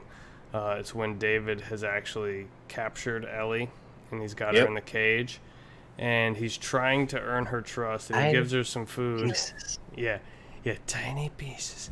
And then so he's like, just tell me what your name is, and then she's like, fuck you, and throws the food back at him, and he's like, what is he gets super creepy, and he puts his hand on her hand. And my girlfriend was watching this with me, and she pointed out something that I had never considered, because he says, he's like, you're special, aren't you? And he puts his hand on her hand. Yeah. And then she's like, oh. And she puts her other hand on top of his hand, right? And you're like, oh my God. Like, the thing that she pointed out to me that I had never considered was David's intent to like breed with her? To be a creepy sexual predator? But was it was it to be a predator, or was it to get her to like to breed and be then the like next, and then like an infinite food source when you think about it? That's what those guys were, cannibals. You know what I mean? Yeah, like, cannibals. Nolan North is the voice of David. Hold on, wait. Actually, let me just finish real quick, because my favorite part about that scene is when she like then grabs his hand and like snaps his finger up, and then he's like, "Oh, why are you being so difficult?" He's like, He's like, "What am I supposed to fucking tell everybody now?" And she goes, "Ellie," right? And he's like, "What?" He's like, "Tell him my name, or tell him Ellie is the name of the girl who broke your fucking finger." I was just like, when I first saw that part, I'm like, damn, she's a badass, right? Yeah. But she snaps his finger upwards across the bar and then tells him her name. Yeah, Ellie. Ellie's the one who broke your fucking finger, you piece of shit. Right. Yeah, I love that part. Oh, what were you gonna say? Tell you what, about? man, I did get the fucking creepy vibe from David, though. Not at the point with her in the cage, but when they actually had the final confrontation inside the burning restaurant or whatever it is. Oh, yeah.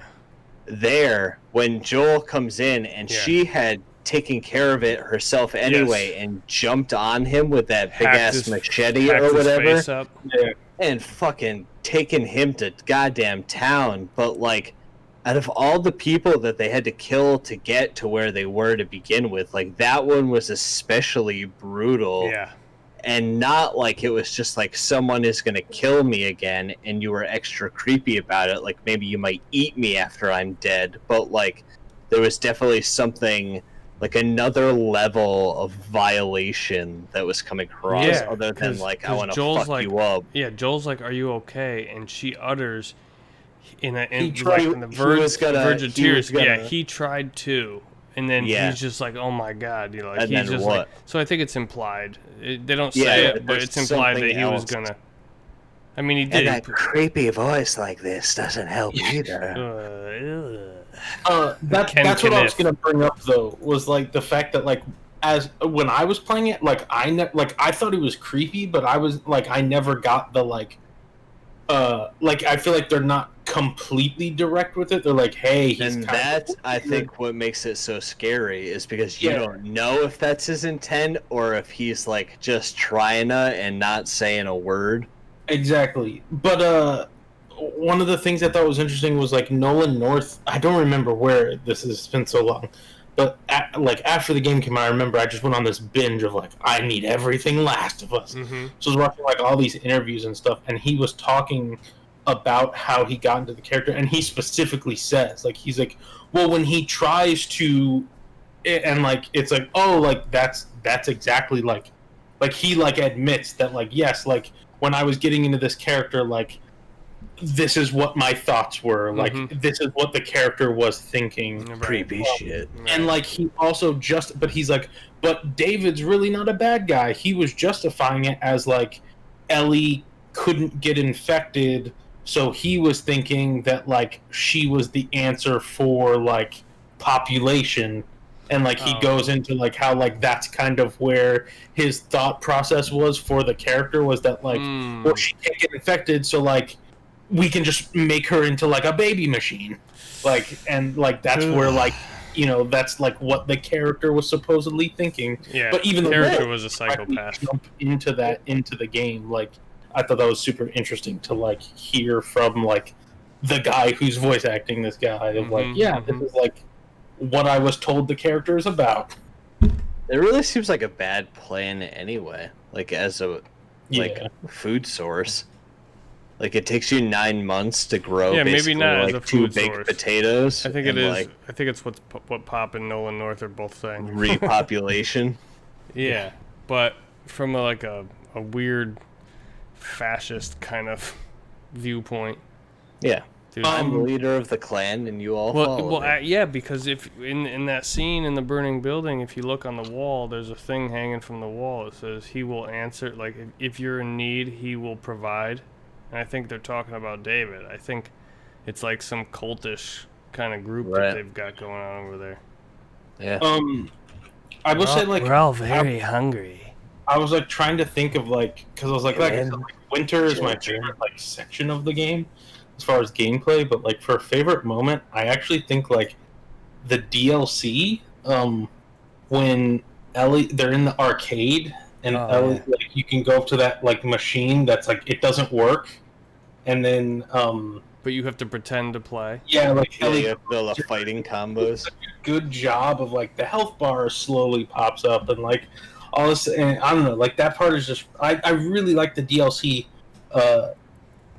the like the I guess I don't know how to describe it the past like when like before Ellie was infected part of the DLC like Yeah. that like Yeah. going to the mall and it's like you're always kind of like you've played the game for so long that you're like when is the clicker going to come out and Yeah. it never happens Yeah. like you're always like kind of like they're in the like They're riding Halloween trying yeah. on that in the and you're like, photo "What is booth. a zombie and it's like you know, or you know like a wolf. hunter gonna come out and like Yeah. nothing Yeah. happens but you're always on edge but then like it just keeps like The, nothing the happens carousel until- or merry-go-round or whatever. You the know, fuck it is. Those sections pre the bite that actually made me like appreciate the environment as like a storytelling thing because you could already see how nature was like taking back over in these places Mhm. and like things were already like left behind and being overgrown, and it was still like the beginning of everything happening. It was still like, Ellie was still behind to finish school, right? That's why she was there. That's why Oh yeah, Riley. she was in like a military boarding school kind of thing. Right. So like there was still structure. There was still some semblance of people trying to get by. Yeah. I feel like it wasn't as extreme as it is when you pick up as Joel the 20 years or whatever. Yeah. But to still see nature taking over, like you can see as soon as chaos breaks out, like it doesn't even take the infected to be overrunning things for the entire world to start falling apart.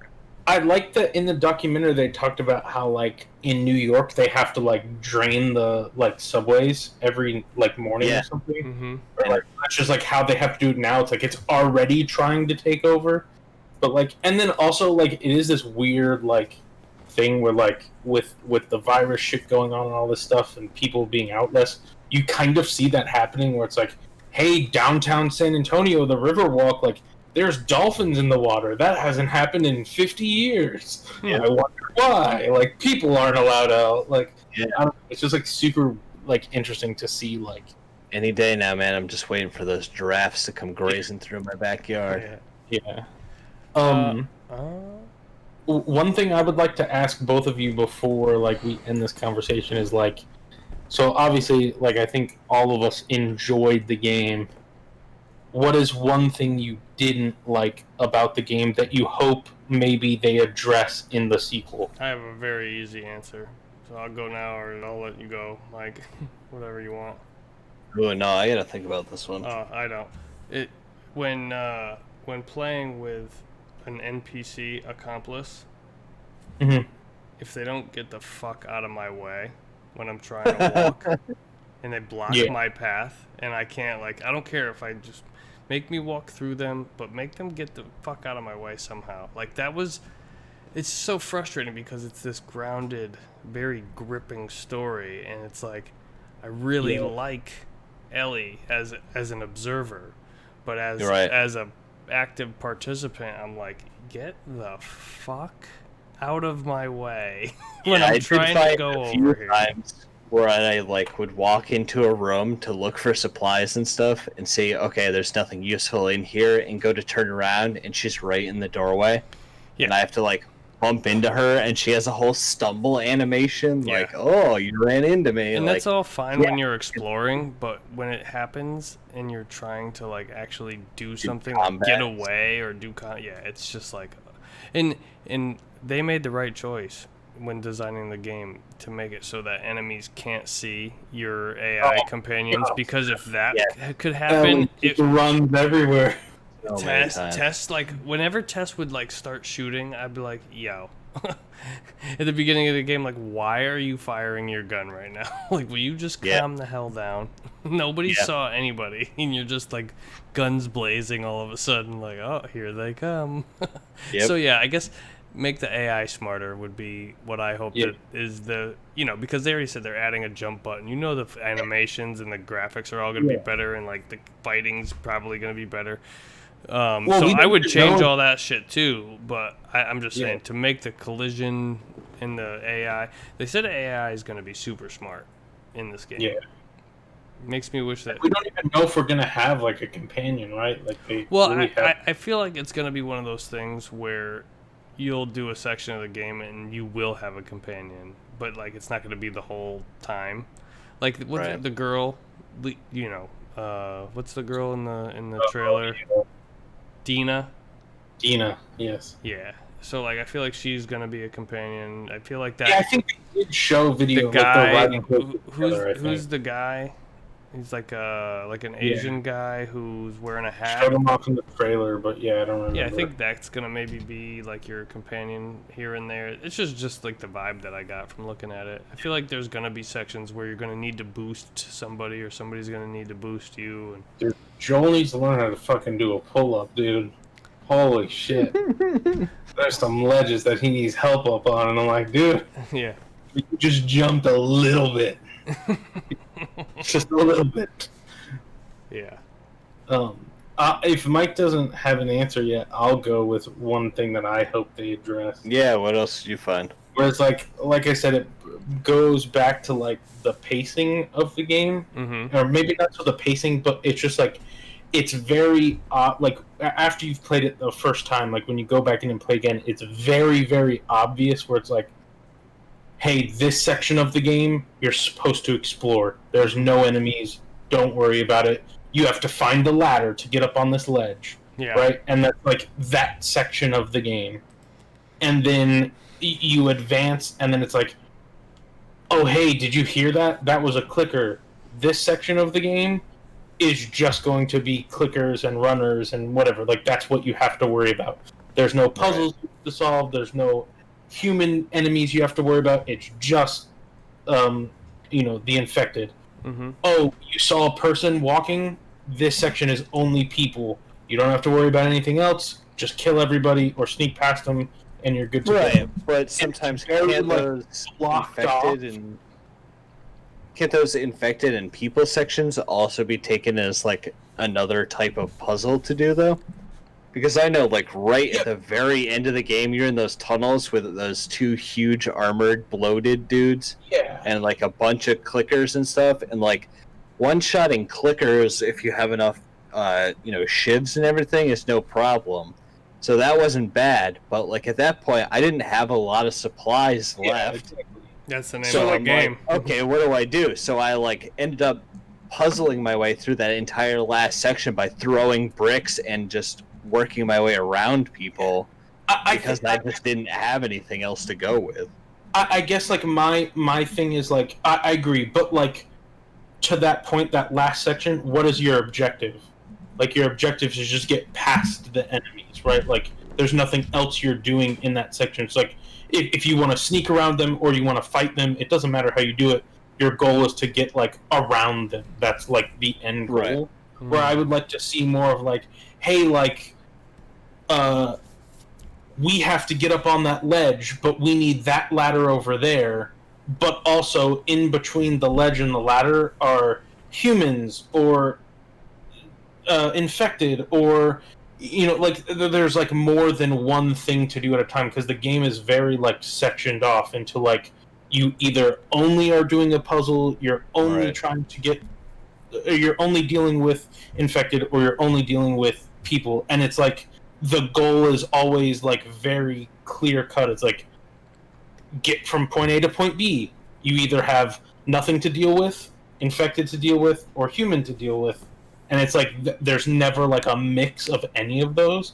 And I kind of hope that they like mess around with like, hey, like you have to in the new game you have to get across the river, but by turning on the boat, that's going to bring in people and, like, just mix it up to where it's not just, like, a direct, like, get across the river, and that's all you have to worry about in this section. Right.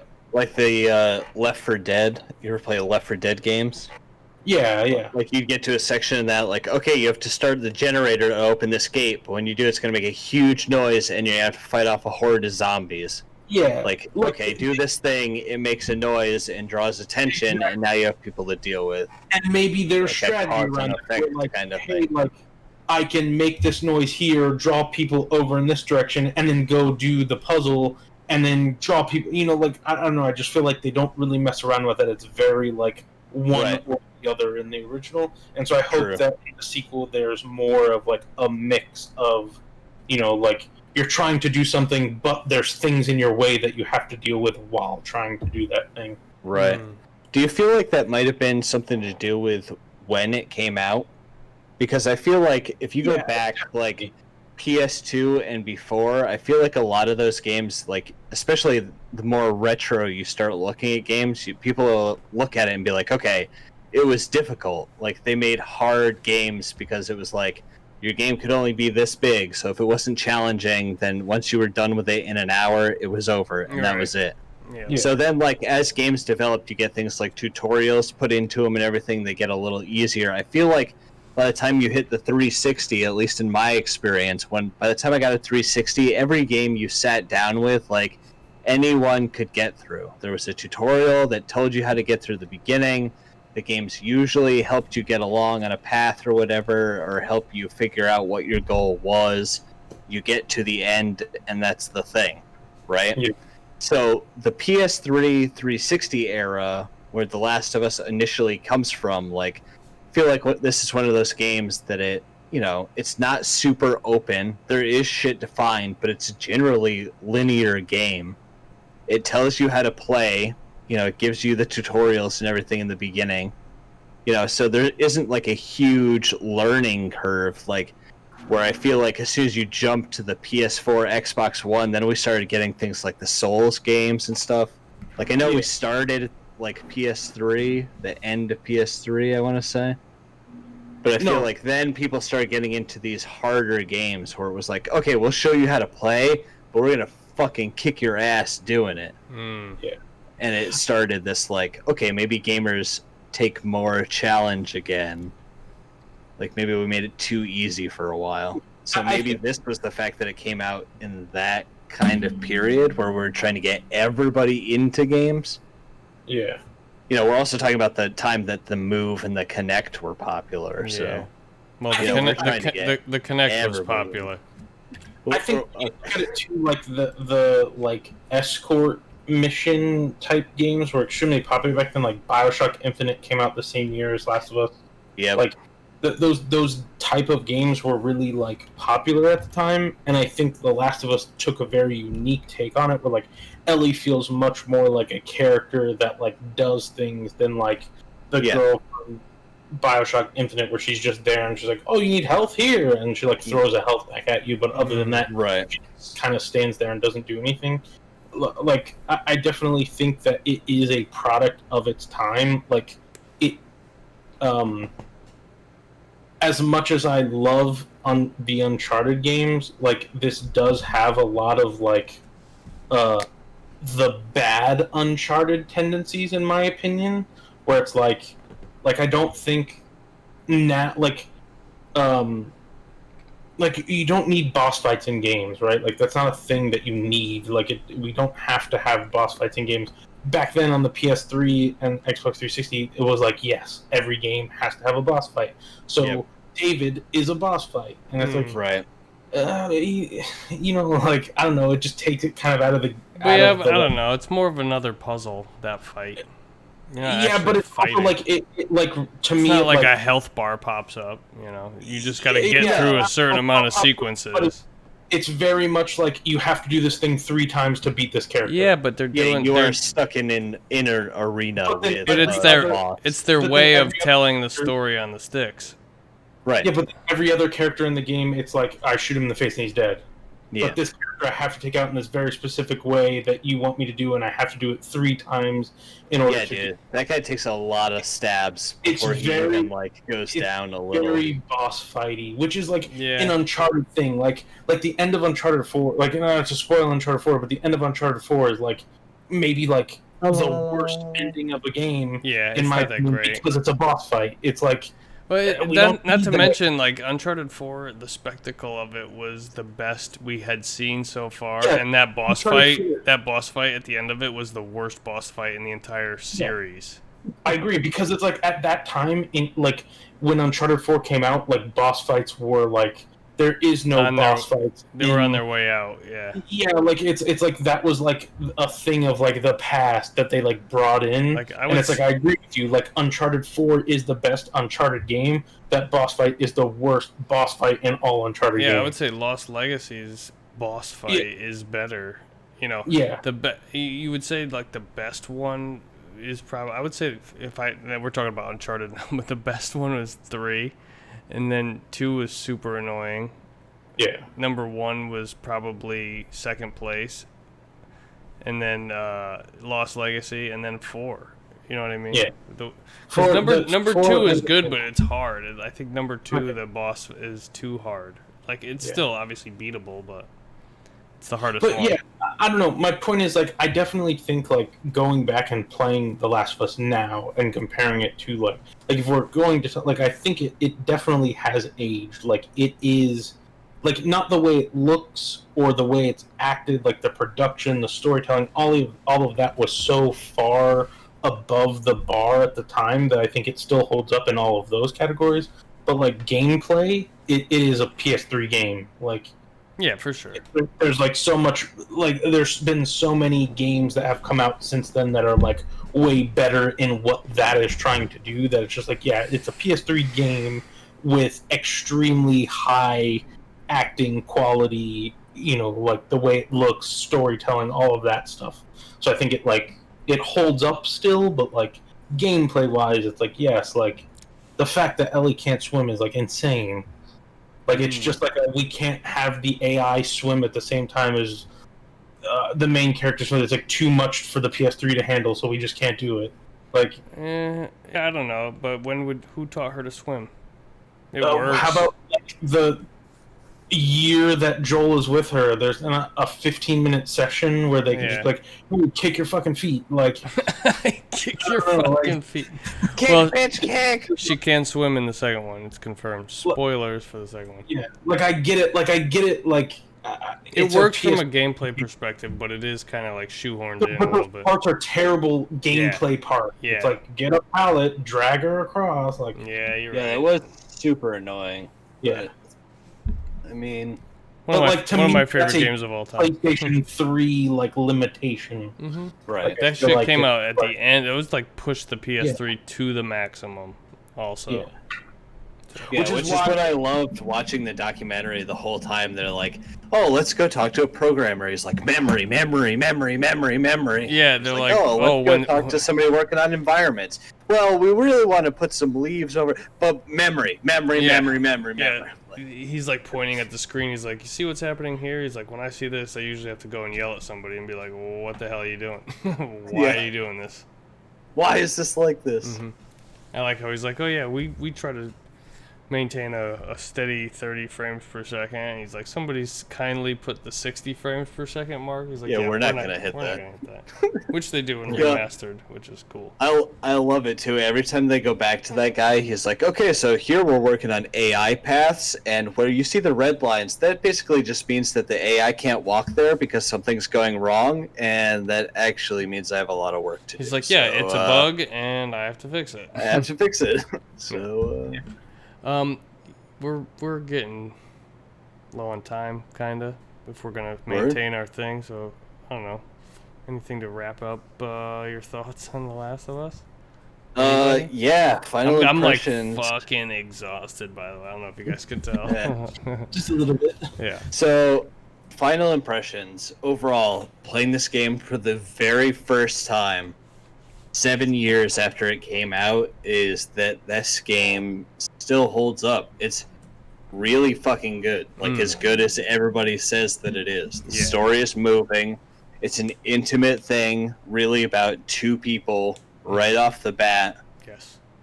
And it still looks great too. Mhm. Like, I really was surprised. Like, I know I played the remastered version, but That's- I mean, it's still like It's high resolution and steady frame rate locked at 60. right, So which it's gorgeous. yeah, it really is a great looking game, and you see there's some video gamey stuff here and there, but it's Right. really not too. Doesn't rip you from the immersion. Yeah, like I said, it was very few times that I got pulled out of the experience that I was having, and I feel like it was only when I ran into like little hiccups and things. You know, one time I had the game crash with that stupid truck, like that pulled me out. One other time where I ran into some weird little hiccup or something where I got like, you know, I'd start a combat thing and then I'd get stuck on something and I'd be like, why can't I move out of this corner? Or like, what the fuck is happening? Yeah. But that was it. Like, Yeah. other than that, I'm like in it and I'm like, where are we going? What's happening next? Like, it's beautiful. It fucking sounds amazing. The guys that worked on both, like the ambient natural sound of like winter crunching around in the snow, going Yeah. hunting that deer, and like the music score that they got for it. We didn't Like, even talk watching- about the fucking music. That's what I saw though. The music was like, holy shit, man! Like, this is what you did to come up with this thing. Music Like is that- so good. sweet sounding little simple guitar intro. It's just like, oh yeah, I just took it and made all the strings as loose as humanly possible. Yeah, It was I like, tuned it to drop Q.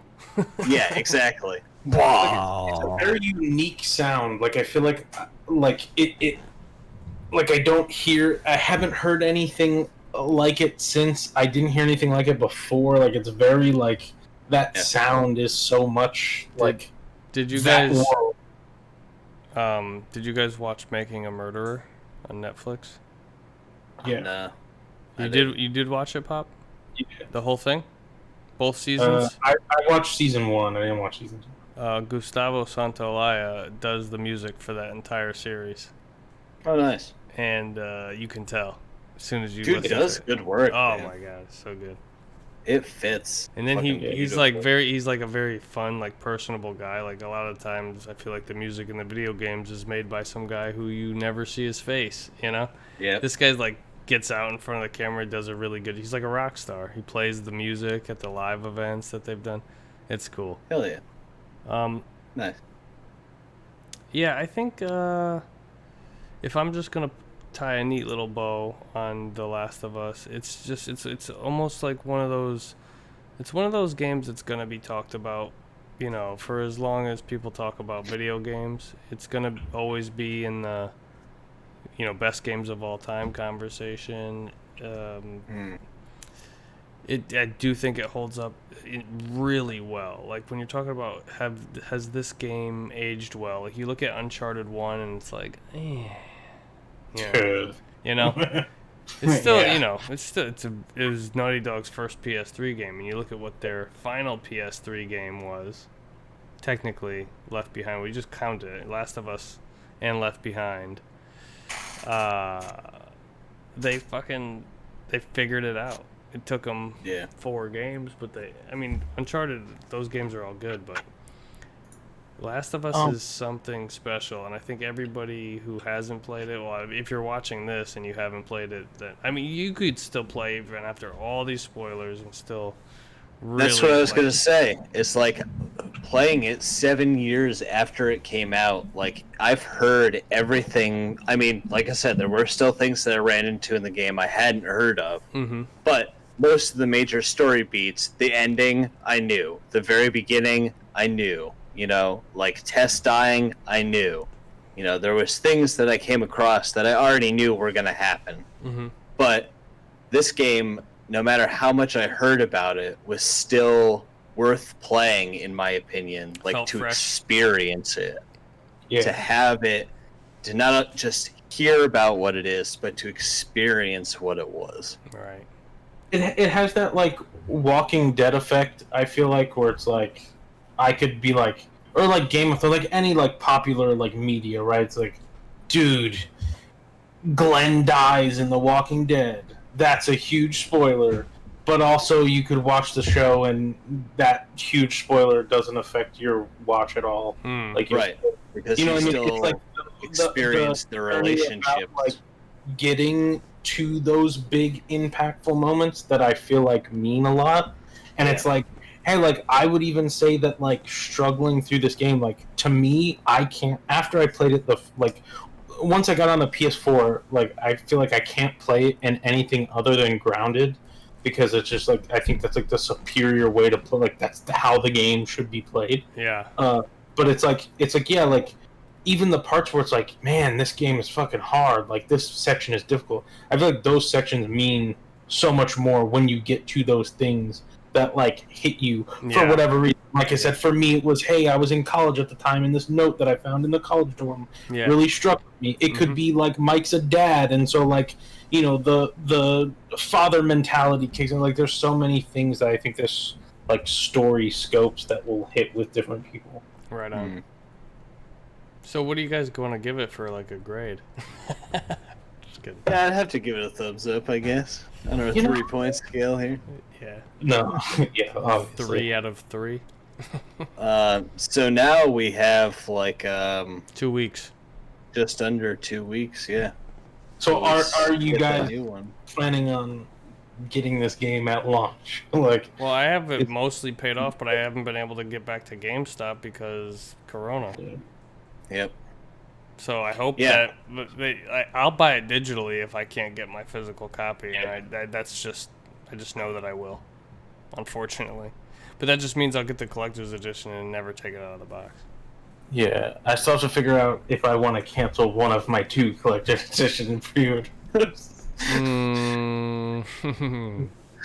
Well, I don't know. Mike's in need of one. Yeah, I was gonna say I haven't pre-ordered anything yet, so. But I am planning on getting it when it comes out. So it's. Do a you matter think you'll of, play like, the original again, Mike? the original? Yeah, go back and find all that extra stuff. What did you play on normal? You said. Yeah, so I played on normal to get through it. I might go back through it at some point. But probably not in the next 2 weeks. Yeah, no, not in the next 2 weeks, and probably not anytime soon either. You're gonna get because it when the Last of Us 1 and 2 and Ultimate Collection comes out, triple when it all comes remastered out. on PS5.